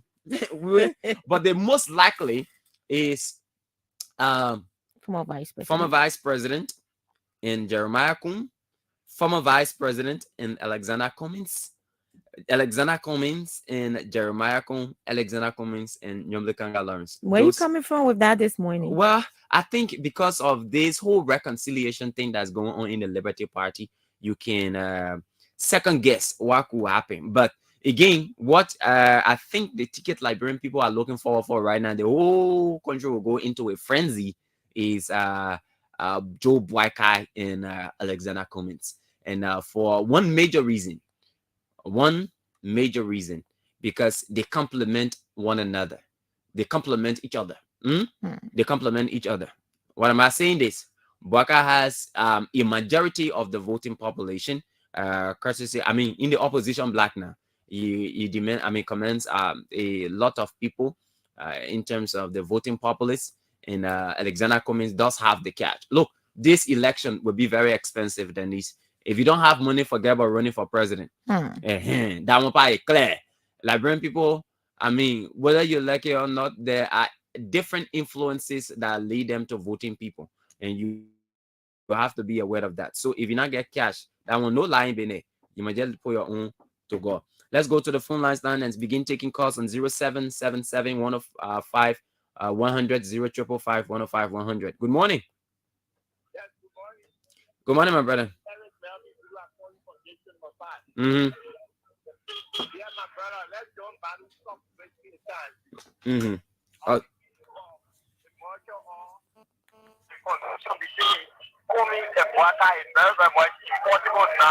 Why is it impossible now? Yeah, Bwaka already indirectly, in fact, Bwaka already appointed the bad money. They only remember you announced on the 25th of this month. So who the president? Who the president? It's an insider story, so you don't have to know. Any insider? Yeah. Bwaka coming back to me, I don't think it's possible. So let's jump battle in the level of color, stop wasting your time. They just forget about the whole issue. In fact, as I speak, Bwaka is coming, cannot even see. How you know? They cannot even be in a single gallery together. One possible it is for these two guys to come back together. So let me go away and Bwaka go away. Okay, you sounded like one scary person. And the politics is so the way people see politics on the outside is not how it's like. We can disagree and agree. Yeah. Good morning. Yeah, good morning to all of you in the studio. Good morning. My name is Alvin Dennise, and I call from the UN Drive. Okay. Well, let me appreciate you this morning again for the beautiful talking point, and also let me appreciate Almighty God for pumping breath into us, our voice to be heard this morning. I think once upon a time, I said on the radio, I said that the coming case was going to be a scratch, and thank God today it came to pass. Now, let's get back to the CPP. I think it's a value. The last time I heard it ever, when I came in, my food just went up deliberately. I think that the battle is joking because I said the battle, the United Party, joined the ANC at the time, maybe he probably had a chance that he can reconnect with the United Party, so for everything, he finally stretched it. Mr. Brother has already appointed somebody as the running man. Without person will be nobody but Jeremiah Cooper, never counted. Okay. The United Party is looking for people who get strategic point. Mr. Cooper doesn't have a strategic point. So where was Jim Balu on the Balu when maybe you more brother testify against Kumi says Kunta in court. So you just follow up Kumi with that say that and say, yeah, go back on the brother. No. I think Mr. Balu has to go back to the drawing board and see how best to restructure that again. You know, that way, thank you. Thank you very much. 0777-105-100, 0555-105-100. An opposition unity. Waka comments, is that a possibility? I mean, what are your readings of what's happening in our political space? And Senator John Balu is leading Liberians to petition Vice President Joseph Boakai and Alexander Cummins to see how they both can appear on the same ticket. Is that a threat to the CDC? What do you think? Let's hear you. Dennise, is that a threat? I don't know. I mean, we've already done the analysis, you know. I just asking you in the other reverse manner. So I gave instances. So it depends how you see both you know, in terms of Alexander Cummins, how they see his weight in the political No, that one you get nothing to do with CDC now. When the two people come together, Boakai and Cummins come together, that threat to CDC. I see as a force.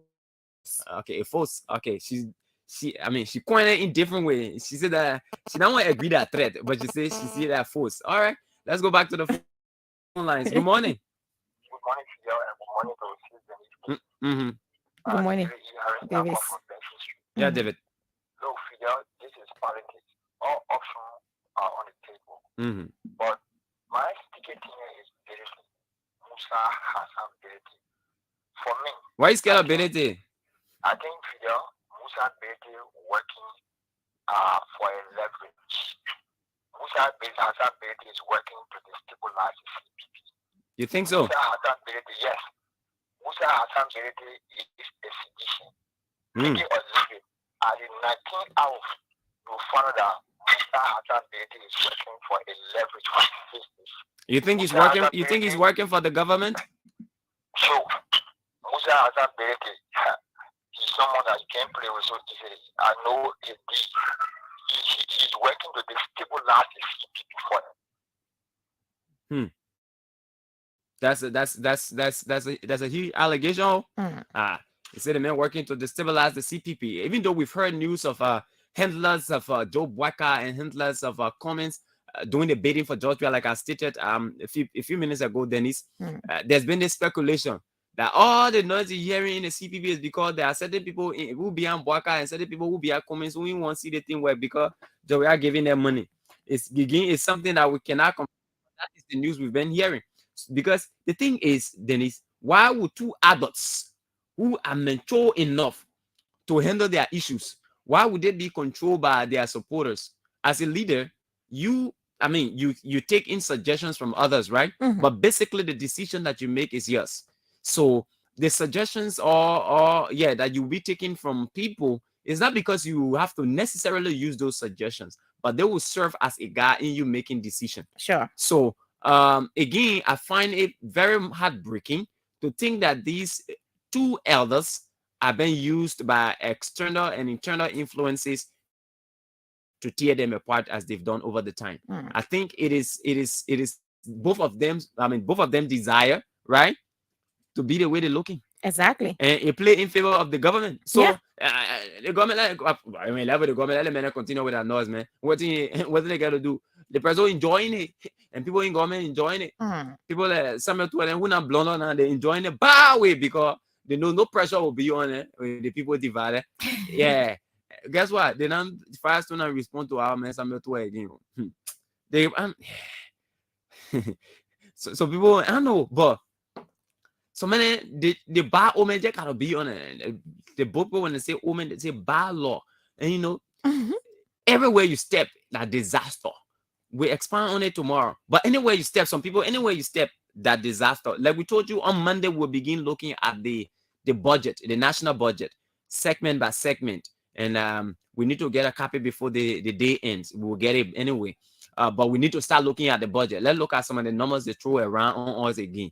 Yeah. But again, united opposition, is that a possibility? Remember that thing. Is that a possibility in Liberia? Is that a possibility? Cummins black eye, it will work. It will work. With the ego so high, it will work. Too much ego. Too much ego. Morning. Good morning, my brother. Yeah, thank you very much. I'm Jeremiah G. Kua, Foundation number 17. Fidel, what the caller just said, you don't overlook it. I do share the same idea. If you could I listened to Musa Benedict last night on Spoon Talk. You could sense the bitterness in him. And he kept pressing that he will stop Senator Badu from entering that place if he cannot change the content of the letter. It was demeaning. That's disrespect. You know, you could sense the bitterness. Let me tell you, I say this, I'm going to repeat what I got just said. And what other I've been saying, Benedict is a citizen. He came to split the CPP because he knew very well that the CPP had a force. 2019, 2020, with the force that the CPP came with, it will not end up between a minute. We will be one thing. So, it's clear. No way, I know the Labro politics, I begin to say it for 2011, but Joe had to go second to whistle document.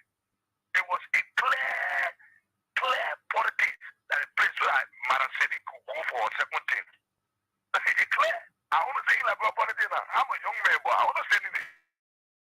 That's it. Thank you very much. Thank you very much, my brother. Thank you very much. 0777-105-100, 05-105-100.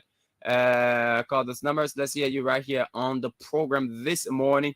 The Morning Breeze on ABC Radio 105.1. The man accusing Musa. Musa knows something about all the things that happen. But why are you accusing Musa? You're looking at two adults. They decided that they won't come together, or they came together for. The other man said, "Care a man to quote." You say that you finger document. The other man say, "I'm finger." The man say that you do it. He say, "I'm doing." He say, "I carry it to court." He carry it to court. He call Solicitor General. Solicitor General. I said the country here. Plenty they get happy here. They made the thing look so dramatic.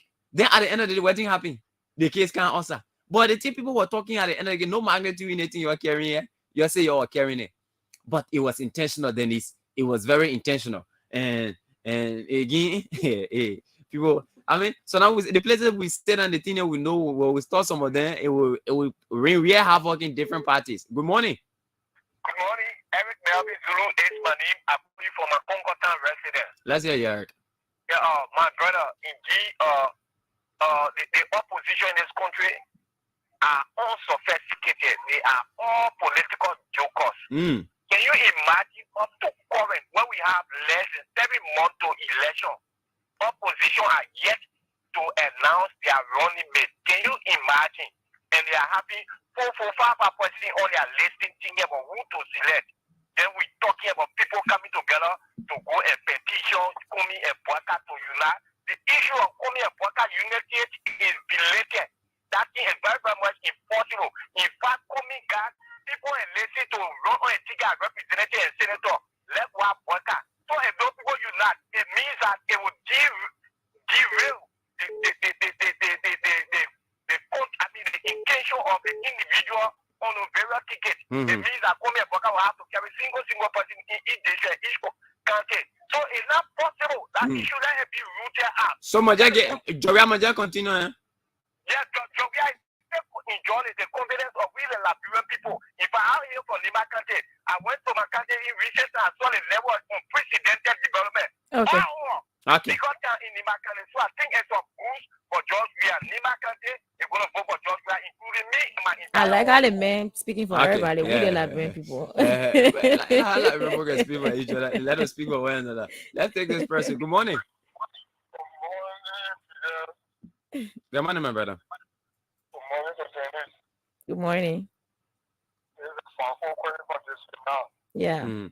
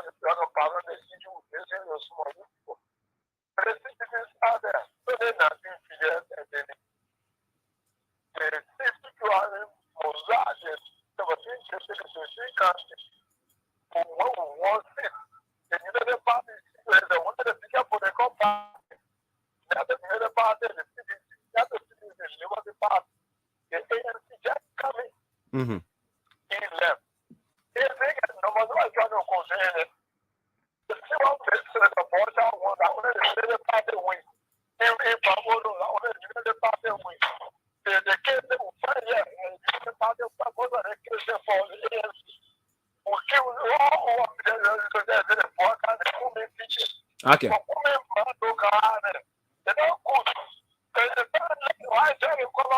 Okay. All right.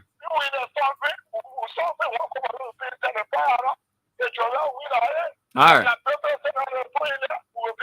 All right.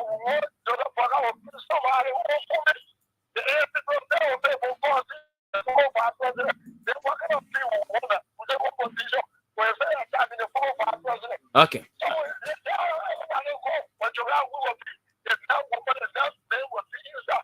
Okay. Thank you, my brother. We have to leave you Thank there. you, Paco. Yeah, let's leave it there. 0777-105-100 at 9 o'clock. We take our break. After the break, we usher in our guest on the program this morning, the Morning Breeze. Let's take the ABC ambassador this morning. Good morning. Good morning.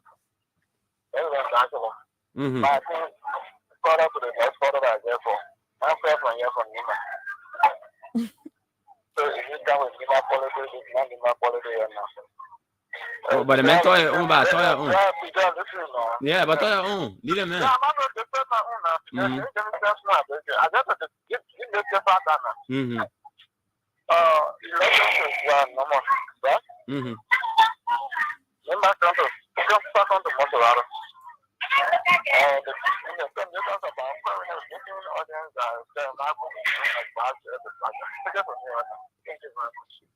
Thank you. All right. Thank you very much. Thank you very much. Let's Dennise, let's run for our break quickly.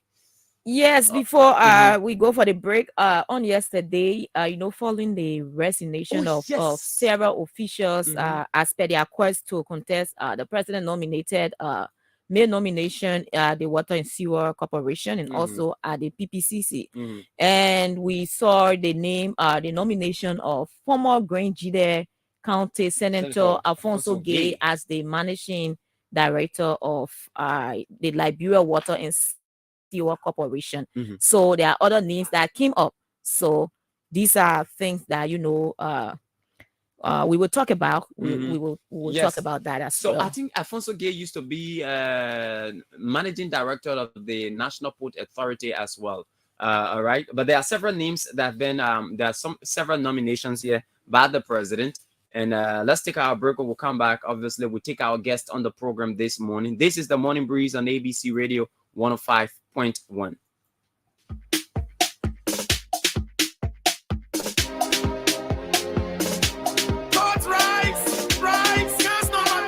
Rovia, yes, Rovia Logistics is back.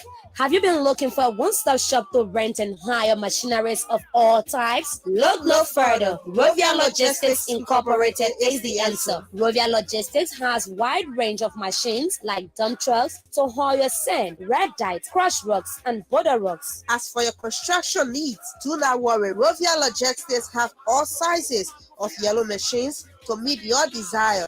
They have machines like bulldozers, compactors, excavators, forest machines, backhoes, and many more. Interesting part is you get to hire them hourly, daily, or monthly. And that's not all. They also rent pickups of all types like Toyota Tacoma, Nissan Frontiers, Ford F-250, and they are equipped with all-wheel drive options for bad road conditions. Locate Rovia Logistics Incorporated right at the corner of McDonough and Carey Streets on the Kakata Highway, Copper Farm area in Fidel, around the University of Liberia campus, or locate our head office on Randall Street. Contact Rovia Logistics and cell numbers 0777 874 231 or 0888-726-172.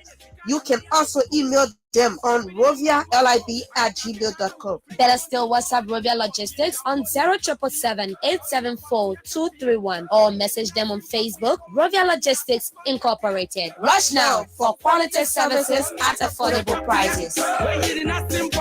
Nigeria Group of Companies, a 100% Liberian-owned company with over 20 years of experience, is the name that stands tall in the microfinance, construction, and general services industries. At Nigeria Group of Companies, we pride on character, integrity, honesty, confidentiality, and creditworthiness. Approved institutions or entities under the microfinance service include House of Representatives, Liberian Senate, General Services Agency, Financial Intelligence Unit, and General Auditing Commission. Others include Governance Commission, Cooperative Development Agency, Ministry of Gender, Liberia Anti-Corruption Commission, National Public Health Institute of Liberia, National Port Authority, Group of 77, and the Ministry of Foreign Affairs. Our construction services include the construction of residential and commercial buildings, while the general services include apartment renter, apartment for lease, furnished apartments for short stay, general printing services, and a yard with swimming pool to host events. Nigeria Group of Companies is located on Capitol Hill in Monrovia. For more information, call us on cell numbers 0770-520-958 or 0777-017-603, or better still 0886-622-559, or email us at Nigeria Group of Companies at gmail.com.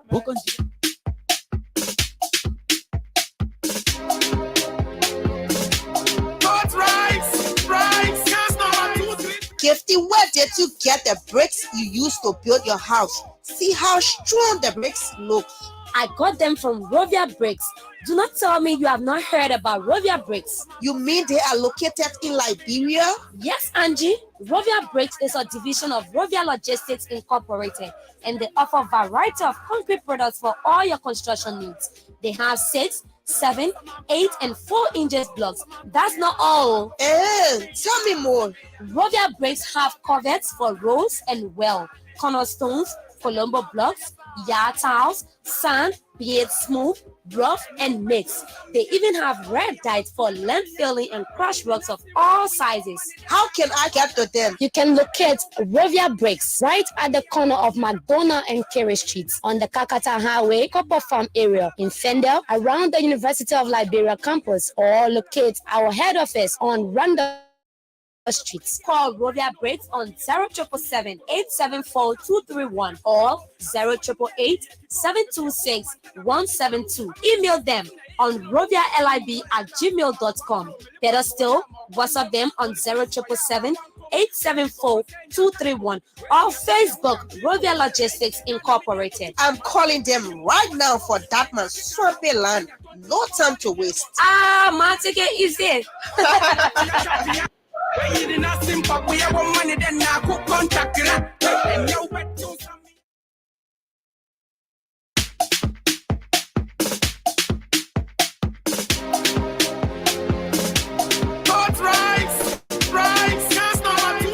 Gifty, where did you get the bricks you used to build your house? See how strong the bricks look. I got them from Rovia Bricks. Do not tell me you have not heard about Rovia Bricks. You mean they are located in Liberia? Yes, Angie. Rovia Bricks is a division of Rovia Logistics Incorporated, and they offer a variety of concrete products for all your construction needs. They have 6, 7, 8, and 4 inches blocks. That's not all. Tell me more. Rovia Bricks have covers for roads and well, cornerstones, Colombo blocks, yard tiles, sand, be it smooth, rough, and mixed. They even have red dyes for land filling and crushed rocks of all sizes. How can I get to them? You can locate Rovia Bricks right at the corner of McDonough and Carey Streets on the Kakata Highway, Copper Farm area in Fidel, around the University of Liberia campus, or locate our head office on Wonder Street, or Rovia Bricks on 0777 874 231 or 0888 726 172. Email them on rovialib@gmail.com. Better still, WhatsApp them on 0777 874 231 or Facebook Rovia Logistics Incorporated. I'm calling them right now for that man's swampy land. No time to waste. Man, take it easy. Okay, welcome back to the second and final segment of the Morning Breeze here on ABC Radio 105.1 with Fidel, Saydee, and Dennise Nimpson. We have our guest with us now, who happens to be Anthony Dashwell Morgan, and he's representative aspirant in District 10, Montserrat County, and also the head of a movement called Empowerment Movement. Would like to welcome to the program. Thank you. Thank you. Okay. How is it been in getting to this place? Great. You mean coming over here this morning? Yeah, coming over here this morning. Oh, it was fine. Traffic is great. Was it accessible in getting to the Very studio? accessible. It's easy to find this place. Real easy. Okay. It's good to have you in studio. I guess this is your first time at ABC Radio. Definitely. Thank you. Okay. So what is it, the empowerment movement, and a little bit of who is Dashwell Morgan? Well, the empowerment movement is truly an ideology that talks about how we as a people can unite ourselves, come up with ideas, so we can be able to give one another an opportunity to take advantage of what our country presents to us as citizens.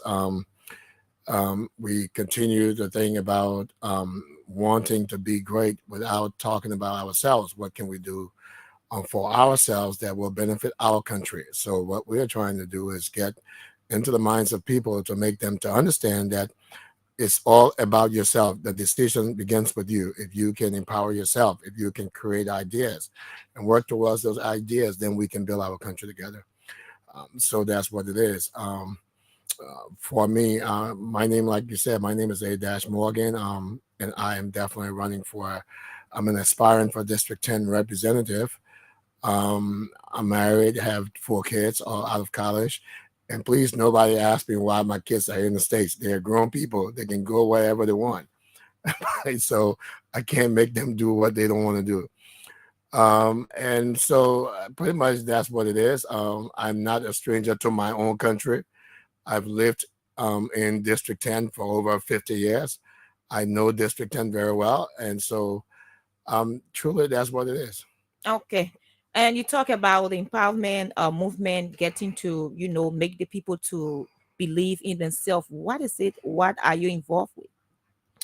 One of the things that I believe that we are missing is information. I think a lot of people who aspire to lead and to serve do not take out the time to go out to the people and speak directly to them, sit down with them in their communities, find out what the problems are that they are facing, and discuss those problems and come up with ideas as to how they can come together and be able to put out projects that will benefit them. So what we are doing is that we are going door to door to our residents of our district, and we're talking to them. It is not about sitting out there getting on the radio, bashing the government and bashing people. It's about seeing the real ideas, the real issues. And so that's what we do. We want to first stimulate the minds, let people understand intellectually what's going on, because we believe that's where it begins. Okay. So is it a political driven organization in terms of because you have this quest, so you begin to do this? Well, I don't. When people say politics or political, I always say no. It's activism. Okay. Politics. I think right now in the country we see, what we're dealing with, I don't think politics has any place within our engagement with our citizens. I think it's all about truly coming out and talking about the issues. So I don't like to go there. Politics, there's a place for politics, and we know where it is. Is in the House of Representatives, is in the House of Senate. That's where politics is played. When you are dealing with the people in your community, in your district, you go directly to them. You are talking about real issues. You are talking about why a little boy or little girl is not in school. You're talking about why you have little boys and little girls with more market pens on the head in the morning than having the book in their hand and going to school. You're talking about why people don't have jobs. You're talking about why there's not proper health care in your district. So those are real life issues that we want to talk about and talk about how to resolve them. I don't want to bring in politics because, as far as I'm concerned, I don't even see anyone who is perfecting politics as we see it today. What has been the response from the people? And you know what? And that is one thing that I'm very, very impressed with. People are of the opinion that because the literacy rate is high in Liberia, that means that our people are stupid. The last time I checked, illiteracy doesn't say that because you are illiterate, you are stupid. Okay. And so I realized that when we talk to these people and break it down to them as to what is happening and what they're missing, people are taken aback. Like, we didn't even know this, we didn't even know that, because no one's talking to them. We have people who aspire to be leaders and want to serve, and I'm using the term serve because that's truly what it is. If you are going to serve the people, you must go to them with the facts, with reality, with the truth. If you cannot do that, then where does it begin? Where does it begin? And so that's what we're doing. Yeah, Okay. we're talking to the people, and they are actually, receptive to it. People are willing to join this movement so we can make a difference in our country. What specifically are you telling the people, or what kind of empowerment you taking to them? What we're talking about is this, and specifically as it relates to District 10. When we talk to them about District 10, we talk about what we believe we can do as a people. And one of the things that we believe is a huge problem in District 10 and in maybe all of the districts in Liberia is that there's no structure and organization in what they do. There's no accountability. There's no transparency. So obviously you have people who call themselves representative or representing the people. However, they have not had any interaction with these people. And so they're speaking with their voice and not the people's voice. What we are telling them is this: what if we build a system within our district where we can have a district office where all of the chairpersons from all of the different communities, District 10 has 33 communities. If all of those chairpersons are coming to work every day at the district head office, and they are bringing all of the issues from the different communities, and we are now talking about how we can resolve those issues, it makes that easier because you are hearing directly from the people through their representatives, which are their chairpersons. It's clear to me that obviously the constituents of District 10, they're looking for some kind of leadership. That's why they have all created their own leadership within their different communities. Well, what if we make those leaderships functional by bringing them under one umbrella to represent the district on a lower level before your representative goes out to the House of Representatives and speak on your behalf? You will be using the people's voice because it's going to be what the people want. So that's one of the things we're doing. And what makes that important is this: when you put together those people and then you break them down in segments, meaning you have a community right now or a district that doesn't have a department that's responsible for education, for healthcare, for security, for finances, etc. Those are things that you need within your district. And those things has to be functional for your district to operate properly and for your district to be progressive.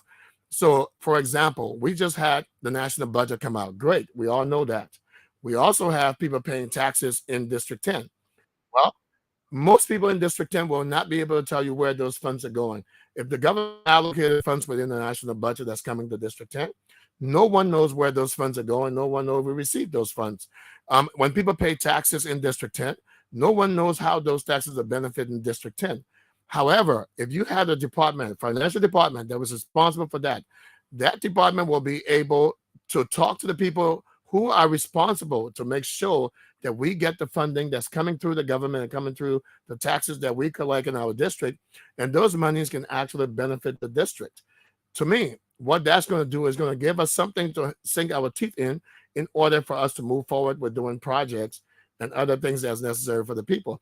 So what are we saying? We're saying that if we can just organize ourselves and make sure the function of the district is together, we can then build a district that will be viable and will be able to be productive, and that will set an example for other districts. But we can't go out there thinking that it's all about a person. It's not. It's about the people and how we organize ourselves. Okay.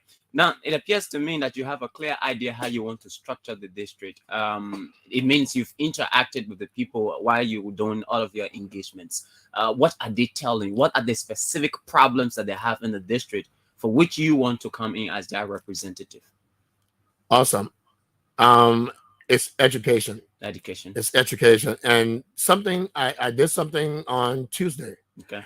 I had a group of young people come to see me. It was about 40 of them. And was sitting there because when they come to see me, I like to talk to them and pick their brains and see what they're thinking. And I asked each one of them, what is your greatest problem? What is it you see in District 10 that you want to be fixed? And every child said education. Okay. And I was like, wow. So we're right on point. And it's true. If we don't educate our young people, we are living in the 21st century.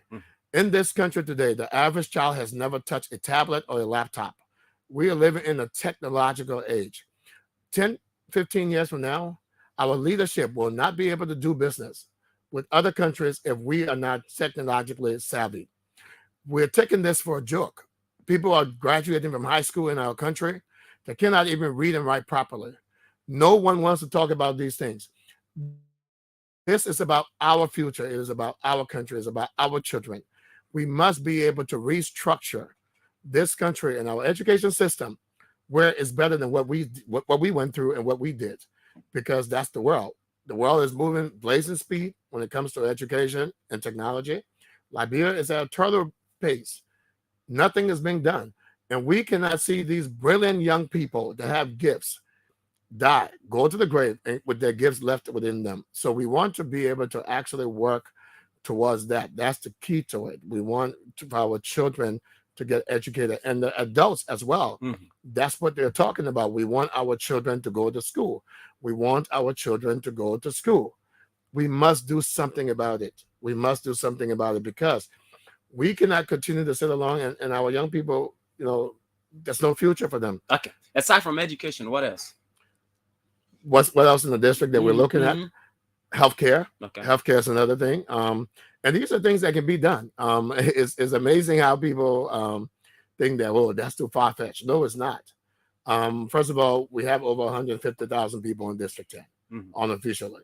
That tells me we have human capital, which means if we tap into our people, if you walk around District 10 right now, as early as it is today, you will see a lot of people sitting at drinking spots, drinking alcohol. Well, somebody's paying for that. And I'll tell you this, that's one business doesn't go away in this country. When one goes down, another one pops up. So there's money. Somebody's patronizing those businesses. The problem is we need to start motivating our people and start talking to them about how, instead of sitting around the drinking table and drinking, let's talk about how they can sit around the dining table and talk about how they can educate their children, how they can spend $5 or $10 towards their children's education instead of spending that on drugs and alcohol. We can do something about it. The thing is, we have to get out and talk to our people and motivate our people, let them understand what it is their purpose are in life. A lot of these people have never heard someone sit with them and talk about their purpose. Why are you alive? What is it? Have you asked yourself, who am I? Why am I living? Why am I a parent? Why is my child not having what my child is supposed to have? Stop blaming everyone besides yourself. Ask yourself, what is it I'm doing that's contributing to the failure of my community, my country, and my children's future? Now, you've stated key issues that I think need to be placed under the spotlight. Again, you have a clear agenda as you've articulated. Now, in Liberia, when one is contesting for a public position, the first question that comes about is, what have you done? You have solution to these problems, but you must have an enviable track record of your contribution to the community. What have you been engaged with in terms of education and all of those things you've spoken about? That's a great question, Fidel, but that's the one question that makes me laugh. Every time I hear that question, I laugh. And the reason I laugh is this. We continue to set ourselves up for failure. And that is something I keep telling people, and even when I go out into communities and young people ask that question and parents ask that question, and I'm going to give you the answer that I always give them. I answer in two ways. First of all, I say the great countries in this world where we have great developments, people look for people who have vision, who have the ability to do things, people who are able to come out and have a vision they can articulate and they can put it into practicality, and people can say it makes sense. They don't ask them, what is it you've done? Because the thing is this, it's all about your morality first. It's all about your ethics. It's all about you as a man or a woman. And that doesn't come because I gave you $1,000 to pay your child's school fees. I'm just a nice man. That doesn't make me a leader. Exactly. Yes. So for me, if I sat here right now and lay out to you how many people I've helped, what does that have to do with anything? It has nothing whatsoever to do with it. What I have to do is be able to articulate to you what my vision, what my plan is, and see how you can look at it and say, this makes sense, especially if it's involving me, if I'm a part of it, because I'm not talking about what I'm going to do. I'm talking about what we can do as a people, because it is not about me. It is about all of us coming together to work. So the issue of what have I done, to me, plays no role in my ability to tell you what I see and the vision that I have for my district. Now, I can give you an example of history. Dr. Martin Luther King, who had a vision for this world. Today, this world is a better place. When a young man in his 30s decided, I'm going to step up and I'm going to tell the world about this vision. And today we see the world as it is.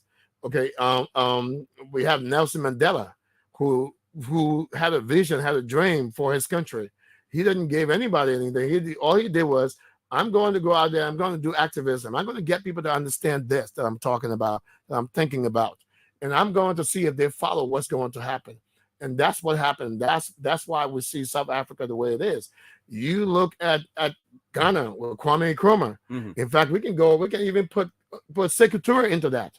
Okay. And in recent times, Paul Kagame, Rwanda, in recent times, it's not what he's been doing for people personally, it's what the vision he has had for his country, and the people may allow that to resonate. Okay, that's why that country is what it is. Let me put my question in another perspective, right? You've lived in the district, according to you, for over 50 years now. That's correct. And for you to be trusted with leadership, it means there should be traits of leadership within you. It is not just about the ideas. The ideas must be implemented. So the people are interested in knowing, over that 50 years period, what have you done? What kind of contribution have you been making to their communities? Okay, let me say this to you one more time. I'll say this to you one more time. Funding I gave to people to go to school.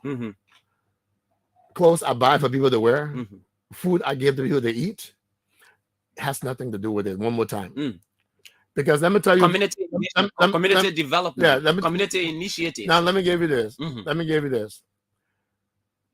I'm going to give you this, and I hope we all listen to this and we'll take it seriously.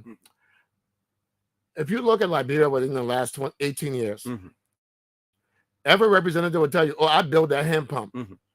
I gave that bag of rice. I helped them build that Palawa hut. I helped them build that public latrine. Where is it? It's lacking leadership. It doesn't do anything. It only makes you think someone can lead. It's what you think. It's not leadership. If I ask someone right now, 6 years ago, when someone was running, they build you a latrine, where is it? They wouldn't be able to show you. Bob will tell you it's broken down. Where is that hand pump? It's broken down. No leadership, no structure. So my point to you is this. My point to you is this.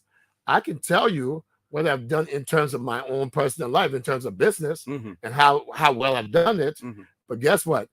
That still doesn't translate into the platform that we're bringing, because I keep saying this. I can give you that. You can say he's a great guy. You can say he's this and that. And then I can fail you because I want my money back. Because all that money I'm spending on people saying do this and do that, it's coming from somewhere. And you know where that somewhere is? It's coming from me.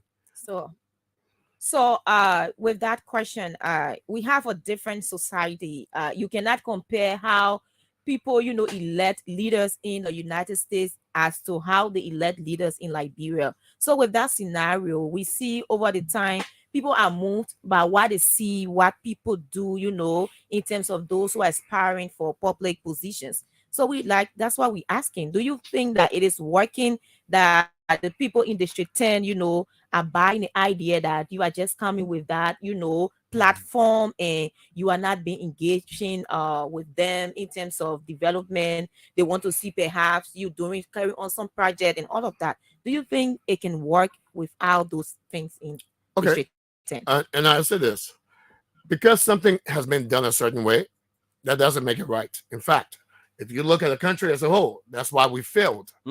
So I'm not going to conform to something that I believe has been bad. So I'm not going to be an example of that. That's not a good example.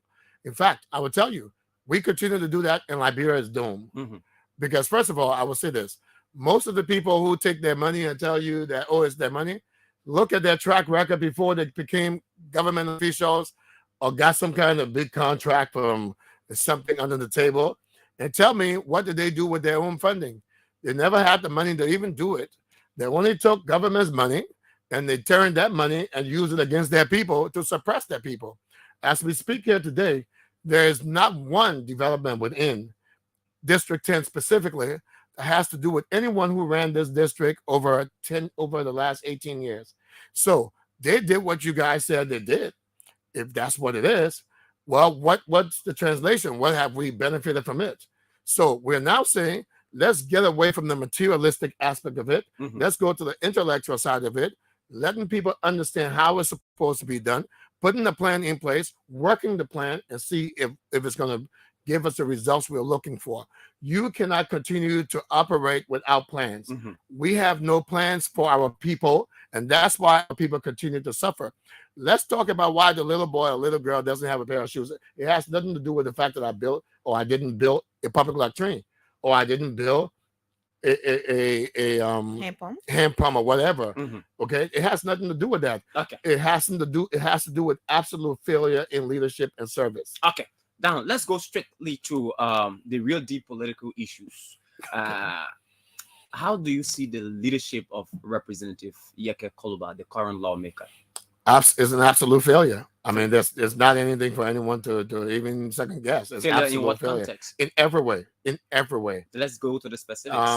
Let's start. First of all, ethically, morally, he's an embarrassment to the people of District 10. When I use the term representative, I want someone who, when they speak and when they present themselves, is an image of who I am. And for what I see, that's not, my mother didn't teach me, my mother and father didn't teach me to insult the leadership. They didn't teach me to insult women. They didn't teach me to insult our Constitution. No, that's not what it is. So that in itself says you have no leadership in you. Then you talk about the development of the district. One of the worst places in District 10, right down the street from his house. You have the most pile of garbage, trash. It's right there. You can't even clean it for 6 years. But you get on there every time and you insult the president, you insult everyone else, but you cannot do anything. You have not introduced a single bill that has benefited the district in any way, shape, or form. But yet and still you're talking about wanting the people to give you an opportunity to run again and lead them for 6 years. The question to Mr. Koluba should be, what have you done the last 6 years with the mandate that the people gave you? What have you done with it? Have you been able to allow one young boy or one girl life to be changed? You have ghettos that's right next to where he is. That's there. Young people on drugs every day. Nothing's been done about it. We call these young people Zogos. No, they're not. I blame the people who are contributing to that lifestyle and not trying to engage them and help them to get out of the situation that they're in. Mhm. So when it comes to governance, when it comes to moral and ethical behavior, he's an absolute failure. And I will say it even if you're sitting here. Okay. All right. So, what strategy have you employed to ensure, because he seems to be a popular man in Liberia, let alone district number 10? You have a hell of a job to do to get him out of your way. You know, of all the people that's running to be representatives in District 10 or have aspired to do so, Mhm. Yeke Koluba is the one person that I think has the least chance of becoming, of repeating. Really? And yes, I think he's the one person that I think has the least chance. Let me say this. I want to say this. Until you go and talk to the people themselves, Mhm. you will see that he's making a mockery of himself. If he thinks that the people have not realized and have seen what has happened to their lives for the last 6 years, Mhm. he must think again. One, two.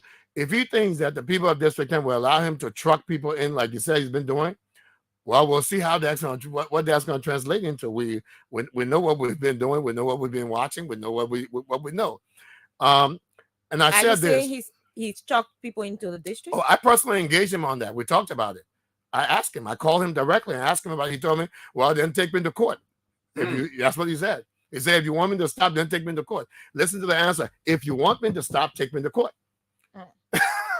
So you've had interaction with I've him? actually called him and asked him about that because I felt while people were trying to talk about it, I said, I need to call him myself. And I called him directly. Has there been a point in time that you've interacted with him one-on-one? I have never sat down in person to speak with him. Why haven't you had conversation with him? I don't think it's worth my time. Why do you think so? Because I don't think it's worth my time. Oh, really? I don't think it's worth my time. He is your leader. I just said, you want me to be honest with you? Mm-hmm. He carries the title of the representative of District 10. Mm-hmm. The right? Constitution gives him that power. Right, the representative of District 10. Mm-hmm. That to be a leader in the service, you must carry yourself as that. I can hold a title, but if I'm not doing what I'm supposed to do, that title may mean nothing to a lot of people. And I think in this case, that's what it is. It means nothing to a lot of people. Yeke Koluba has complained of different violations against his rights by the government of Liberia. And someone would think that he has used different mediums to ensure that this matter is settled, but to no avail. And many of his supporters say this is why he is engaged with these rantings against the president and other leaders in government. What would you have done differently if you were in his position? First of all, one of the key things when you are a lawmaker is to build alliances. That's the key thing. You don't create enemies. Alliances that are in the interest of the people of their district. The district yourself, because you're dealing with other people. And so it's the way we all gonna have problems under this sun. It's the way you handle it. It's the way you go about it. I can't speak much as what has happened when it comes to him saying that his rights have been violated. However, I have not seen evidence of any of it. And to me, I paid attention to Mr. Koluba for the last 6 years. And you've been following him? When I do, you have to. Anyone who is smart knows that. If you see someone that's a deterrent in terms of progress and you want to speak about it, you must see what they're doing and pay attention to it. Okay, this is wrong, this is wrong, this is right. But the thing is this, I've heard him say over and over, oh, this happened, the president did this one happened, the president did that to me, the president told this person to do this to me. I've heard all of these, right? But I've not seen not one single evidence of any of these things. My thing is this: every time you talk to him, I will show you the evidence. I will show the proof. I have the evidence. Well, that's rhetoric to me. That's not reality. If it's happening, let's see the proof. That's all. There's a saying that says the proof is in the pudding. All right, that's what we want to see. You're talking about all of this. Let's open it up, lay it out. Let's see it. And if we see it, let me tell you something. I would be one of the people to speak up for Yeke Koluba if he can come out and say, this is the evidence I've been talking about. The man has not said anything. He's not proven that. He's just said what he believes people have done to him. So I'm not going to stand for that. That's not something I'm going to go with. We must have the evidence. So from the way you speak, one may say you are saddened with the president. Are you contemplating on contesting on the party of the CDC, or you support this government? Let me two questions. First of all, yes, I am looking to go on the CDC platform. I am a seditious. I'm a registered seditious, to be honest. Okay. I am. I've just I people who knows me know I've been a registered seditious. However, the thing is this, and I will explain to you when it comes to the president. If you are a citizen of a country and you go to the polls, and democracy gave you the right to choose, and you choose without anyone forcing you to, and you elect a president, the president now becomes you, okay? And so, if you don't like the president, you wait until you go back to the polls, but within that time, guess what? You must support his agenda, because when he fails, we all fail. If he wins, we all win. I'm not going to be here to oppose the president because, I don't like the way he spoke about something or whatever. No, we all will make mistakes in certain areas. That's true. We all have tendencies in us that most people don't like. That's true. We are humans before we become leaders. Yes. So we must understand that the president is the president, and we must see it as such. So yes, I do respect the president, and I will always do whatever it takes to support the presidency, because I am a patriotic Liberian, and that's what it's supposed to be. Won't you disagree with him in case of anything or things that go wrong? Well, you can support something and still disagree with the way it's been carried out. And my thing is this: when someone says that they support the presidency, that doesn't mean that they agree with everything that's being done. They're just saying, look, I would do it by helping in terms of how can we do it better. But I will not go out and insult him because I don't like the way he's speaking on a certain issue. Okay, you talk about perhaps wanting to, contest on the party ticket. And we know for some time now they have been projecting Josephine Davis. What do you make of that? Well, when you say they, the party. Well, that is not true at all. I don't know why people speak of that on that level, and that's another problem we have with what we're dealing with in Liberia. She seems to be the lead contender. Let me say this. Let me address that. Miss Davis is she's with CDC. True. CDC has processes. They do something that maybe most parties don't do, or they do. Primary. They have a primary. We will go to the primary. Okay. As far as I'm concerned, the president or no one in the party has officially come out and endorsed her. So if she claims that what he's done, that's what she says. I'm not going to sit here and tell you what she's talking to, who she's talking to, and what she's talking about. I know who I'm talking to and what I know, and I know we follow the party's agenda. And the party's agenda says, go out, show us that you can represent us, and then we will decide as a party who should be the right person to represent us. As far as I'm concerned, I bring more to District 10 than Josephine Davis at this point. And no doubt in my mind, I will not even, it doesn't even take a rocket scientist to understand that. So I'm not worrying about Josephine Davis. I'm more concerned about the people of the district. I'm more about coming up with projects and ideas that is going to promote the party's agenda. And so the party can be seen as one that does things that's going to benefit the people of this country. And that's what needs to be done. We're not playing child's play here. This is not about children. This is about lives. What becomes your stance if you go to the primary and do not become the winner of the primary? I don't think about if in those terms. I always believe I'm going to win. You have to leave your options open as well. Well, those are my personal. That for now, it remains within my inner circle. However, I believe that we can win. I believe we have all the tools that's necessary to win. Let me say this. You asked a question earlier, and I think that question should go to people like Josephine Davis and them.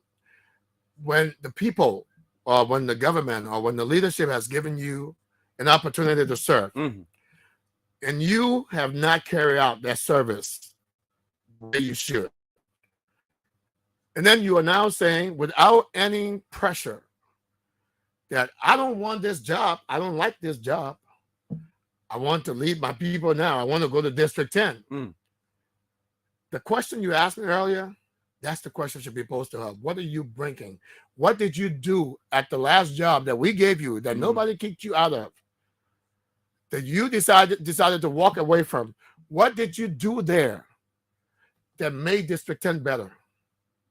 You think what did you do there that made the country better? What did you do there that made CDC better? That's the question. And people will ask that question as time comes. This is no joke anymore. We cannot be moving people from one position to another because you are affiliated with a party. And I think CDC's leadership understands that right now. That it's time that the party put their right foot forward. And that if they have people in the party that can actually come out and be able to work and do what they're supposed to do for this country and for the masses and for the CDC base, then that's what needs to be done. We're not playing games anymore. It's over. It's time for us to get real. Too many little kids in this country are suffering. Too many young children are not in school. Too many children are going to bed without eating, without food, and people are playing with their lives and think this is a joke. This is not a joke. You had an opportunity to do a lot for the nutritional side of our young people in this district and in this country. Didn't happen. Now, that takes me to national leadership. You are a partisan of the CDC. That's correct. How do you appraise the leadership of President George Weah? For the last 6 years? Of course. And I tell people, before I answer this question, I'll tell people this: take everything into consideration and be very objective in your thoughts. I say this: I see George Weah as a man who, and that is my take on George Weah, and I hope you understand. I'm not speaking for the government or the party. That's my personal opinion. I see George Weah as a man who believes in loyalty.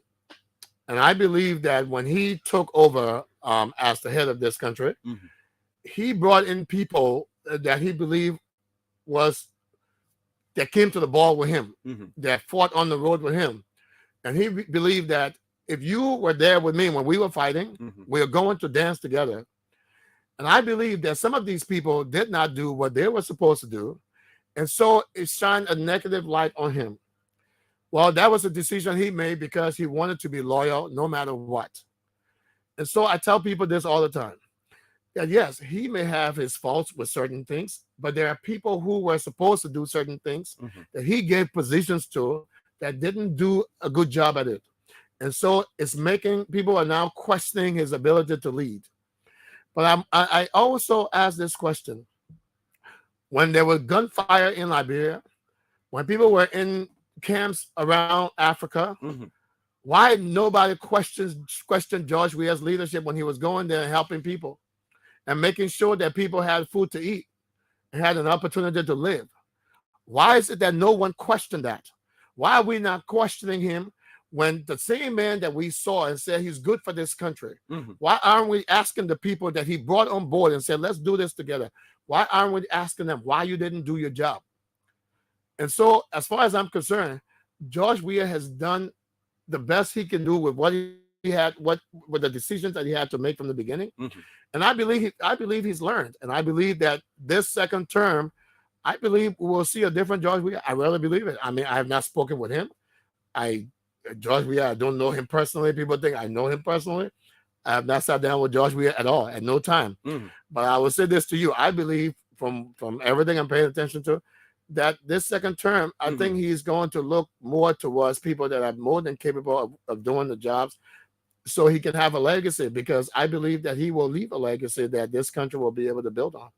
You think his decision to keep a lot of his government officials in positions of trust, even though you've indicated that some of them betrayed him in terms of their performance, he still kept them on board. Isn't that an indulgence of their action over the period? When you're not in it, you don't know. What makes it difficult when you're in it? No. Let me say this to you. I kind of, when it comes to what's happening with government and George Weah's leadership.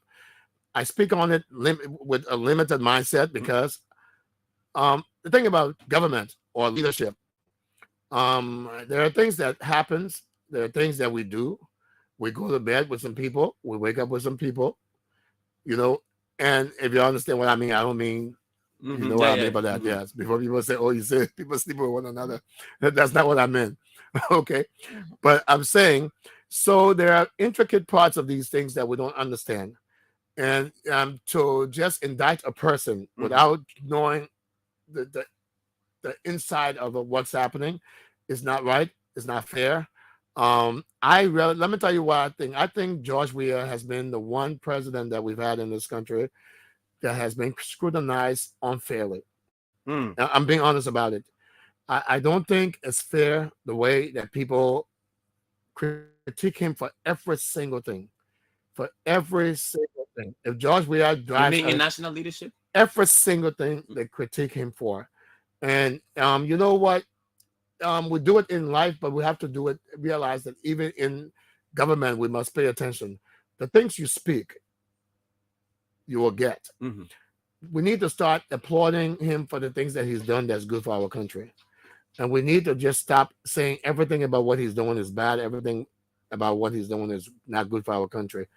I think that he has done an excellent job so far, considering what he's had to work with. I will applaud him for it. And I'm not because I'm sitting in the studio, but anyone who knows me will say he has always defended George Weah and the CDC-led government, and it's because I believe that we have not given them a fair shake when it comes to leadership and what they need to do. And I'm not saying that people are not doing some things that are bad for the country.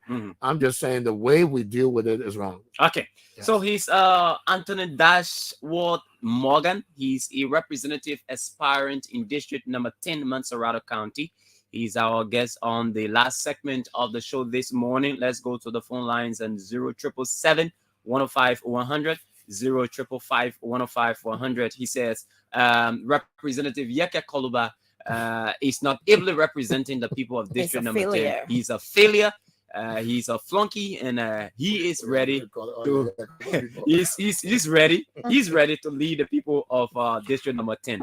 Even Josephine Davis is willing to battle her at the primaries. Good morning. Yeah, good morning. Good morning, my brother. Okay, my name is Cecilia Sutode. Good morning to your host and your guest. I listen to your guest keenly, right? But let me point out some. You have to be fast. You have more calls on the line. Let me point out some disingenuous statements that dishonest statements that your guest made. So, Representative Koluba is not a crazy person who will just wake up and begin to rain statements against the president. No, he is always a dark politician. What I want to say to your guest for him to understand is that if my child, I am seated along with my family, and my child is provoking him, if my family and I looking at our child insulting him or provoking him without us telling the child to stop, if he reacts, then certain members of mine comes out to say his reaction against the child was wrong. That is what citizens are doing. They sit and they talk Mr. Koluba, and then nobody talks Mr. Weah. Doesn't say anything about it. Okay. All right. Thank you. We have to let you go. Let's take another person. Good morning. Yeah, good morning, sir. Yes, sir. My name is Jerry. I'm speaking from College Junction. Let me say good morning to your studio guest. But I disagree a little bit with what you said over there. I believe your studio guest has just come from the United States. He doesn't know what's happening. Go ahead. Go ahead. Okay. Yes, okay. Yeah. Yes, left the line. Let's take another person. Good morning. Good morning. Yes, sir. Michael Kutumo is my name. And I listened to your guest. I called for District Number 40.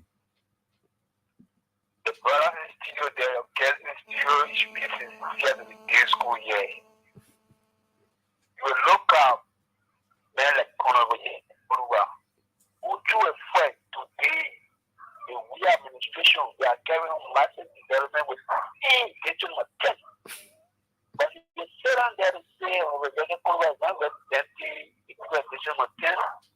What's the development going in District 10?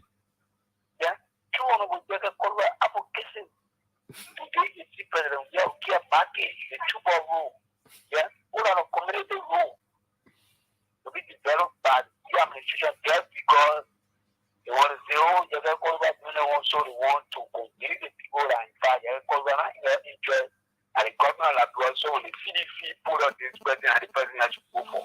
Was it you get an advocate for the market? Yeah, to the advocate. Okay. All right, thank you. Thank you, my brother. Let's take another person on this line. 077-105-100.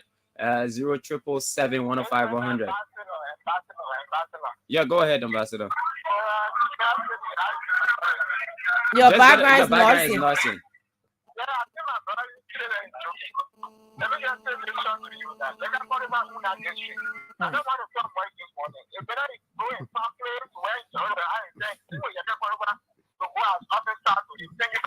That's harsh. That's harsh. That's harsh. Yeah. You don't address the guests like that. Good morning.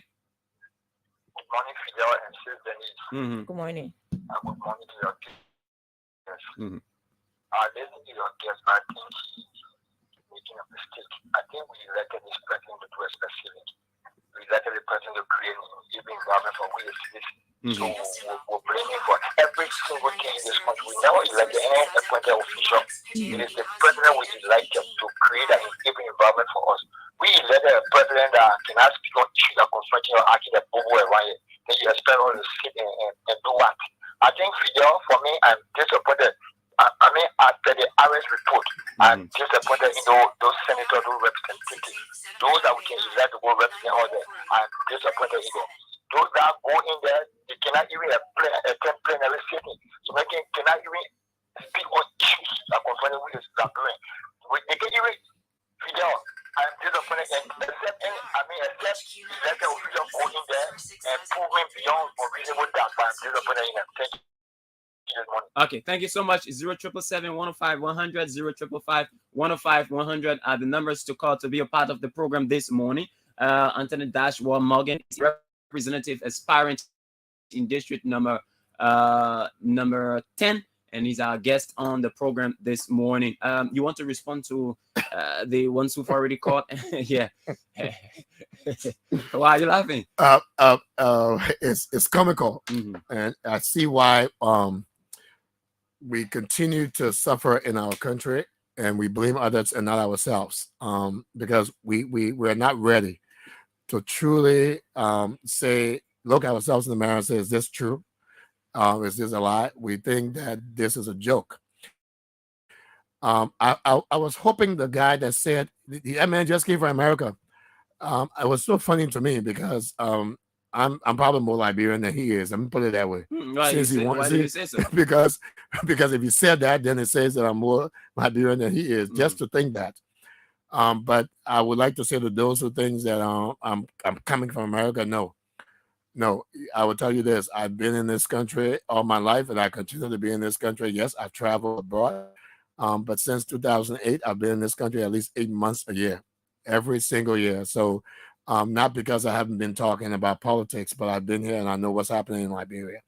But to the people who just call and said what they said, what I like about it is that nobody gave any substantive response to say, this is what we can lay out. You know, this guy said that you can call about build market roads or whatever, or the president. Well, if somebody's insulting the president all day long, why would the president be responding to them in that fashion? Why would the president want them to look good? So that doesn't even begin to make sense. As it relates to the market in District 10, the general market, the main oil market, so you know, the original builder of that market is my auntie. One mom, one pa, that too. My pa's sister, Frances Wilson. Ask anyone, they will tell you she built that market. We come from a family that builds. Okay, it was renovated after the war. Yes, who broke it? She didn't break it. So for someone to talk about something they know nothing about, Yaga don't know when the first brick was put on that building. He doesn't even know how that land was purchased. He has no clue. I mean, I think he's making reference to the new structure that was erected by the president. Well, the renovation, but for him to say Yaga built a market, let's talk about where it's coming from to begin with, because the beginning of the idea of giving people an opportunity of somewhere they can serve and be able to sell their goods under somewhere where the sun wouldn't bother them came from my family. So that to tell you the way we think and where we come from with development. So if we start talking about nation building and development, you will be surprised what I can lay out to you that has helped this country. So let's not go into it. Okay. So I mean, you've done your community engagements. You can do a fair appraisal of the people's reception of your intention. Has it been very clear? Do you see the way open? Are they receptive to your ambition? It's been extremely clear. In fact, I will tell you something happened last Saturday when we went out to. I was going to register the vote, and somebody said, "Let's do this. Let's grab one of our files and let's just call out of our files. Let's just call people and tell them to follow you." And District 10 was shocked. Yeka Koloba has never put out that cry, never in his life since he's been in District 10. Tell me something. I got pictures of it. Ask anyone who paid attention, they will tell you. I got calls from people asking me, "Where did you get those people?" I said, "Because we're talking directly to them." Do you know about crowd politics? Have you heard about crowd politics? I don't believe in crowd politics. I'm gonna tell you something. And you think those people that were behind you can translate to votes? I'm gonna tell you why we did that. When people advised us to do that, I was just trying to let people know that a man is here. That we can. That's it. And we were working. You see, that's another thing. People don't even get out. You have a man like Yeka Koloba who says, "I don't have any reason to go campaign. I got no reason to talk to the people." His people know him. Okay. Well, who does that? He said his people know him. Yeah, but who does they that? know his capabilities. Which capabilities? That he can lead them. On what grounds? Based on his performance. What performance? He has market. He has roles. I like you, Fidel. I like you. I understand. I understand. That's good. So I mean, so let's look at your chances. Right. I mean, holding all factors constant. What are your chances? I think my chances are great. I still think I will say this to you. 2023 is a different year. Okay. This election is going to be different. People are not voting on sentiments anymore. People are not voting on what you gave me lately. People are listening to the issues, and people don't believe this, but Liberians are listening to the issues. In fact, for what we've been doing, a lot of people said to us they weren't going to vote if they didn't see me. Let me tell you that straight up. In District 10, they weren't going to vote. No, irrespective of what party it was, whether it was from CDC, UP, NC, they clearly said for District 10, we're not going to vote for a representative. Would this be your first time? This is what they said. They said this because the two people name we're hearing, we're not voting for them. And people have said it clearly. And it takes me to my final question: is this your first time contesting in an election in District 10? Yeah, this is my first time contesting in District 10. But I'll tell you something about District 10. People will be surprised that I know District 10 more than people believe, and I'm not going to worry about it. I'm not a stranger to District 10. I am not a stranger. Let me ask them. How can somebody who's lived all their life in District 10, how can somebody come from outside and think that they know the people of District 10 more than me? Oh, Josephine Davis is from outside. I'm just saying the people that move in the District 10. Is from outside. Look, all I got to say is this. All I have to say to you is this. I am homegrown District 10. And another thing is this. Anyone who thinks because you had an opportunity to get on the plane, that makes you different, they better go think again. Okay. The time has come for that foolishness to go away. Oro guru. You're Oro guru. I'm not using the term guru. Okay, thank you so much. Guru, maybe can I call you a guru? Yeah, I'm a strong man. I'm well rooted in my community. So can I call you a guru? So I'm a guru. I'm a guru in my community. I wouldn't use that term. Okay, all right. He's Antonin Dashboard Morgan. He's a representative aspiring district number 10. He's very positive that he will win the elections, and he believes that Yeka Koloba is a failure. He's a misrepresentation of the people of district number 10. But let's give you a minute to close up, sir. Well, I want to say thank you for giving me an opportunity to come out here this morning and speak to you all. I want to say something, and I hope, because I'm speaking to the media, I don't want you to the media has a real responsibility in this country. And I've come to realize that the media hasn't done us justice in this country. The media has the right to go out and call things for what it is. You can interview people, you can talk to people, but then when you see things, it has to be spoken of exactly like it is. There are too many things in this country that's wrong and that's happening and affecting the young people in this country that the media, I believe the media is keeping a dead eye to, not saying anything about. They're waiting for somebody else to come in studio and talk about it. I think I'm asking the media to please emphasize a lot of these things. We just had voters registration in District 10. A lot of things went on that was not right. A lot of things went on that was totally wrong. A lot of things still going on, and I'm waiting to hear the media pound on it. Okay. That's people's rights, and we must make sure that that's why we give you the voice, and that's why we come to you. That's why we talk to you. But it doesn't always have to be when we come to you. So with that being said, I just want to put that out there. But I want to say thank you again for giving us this opportunity, and I hope and pray that all of us will realize that this elections that's coming up, it is about the issues. It is not about our personal lives. It is about our children. It is about the future of this country. And we must take it seriously. No one on the outside will take us seriously if we don't start taking ourselves seriously. Okay. Thank you so much, Dennise.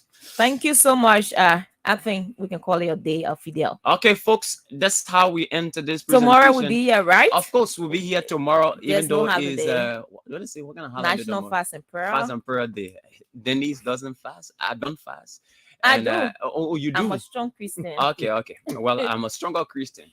All right, folks, do have yourselves a great day. Remember, Mama Liberia is our common denominator. Let's keep up peaceful at all times. Have yourself a pleasant day. Bye-bye. Right.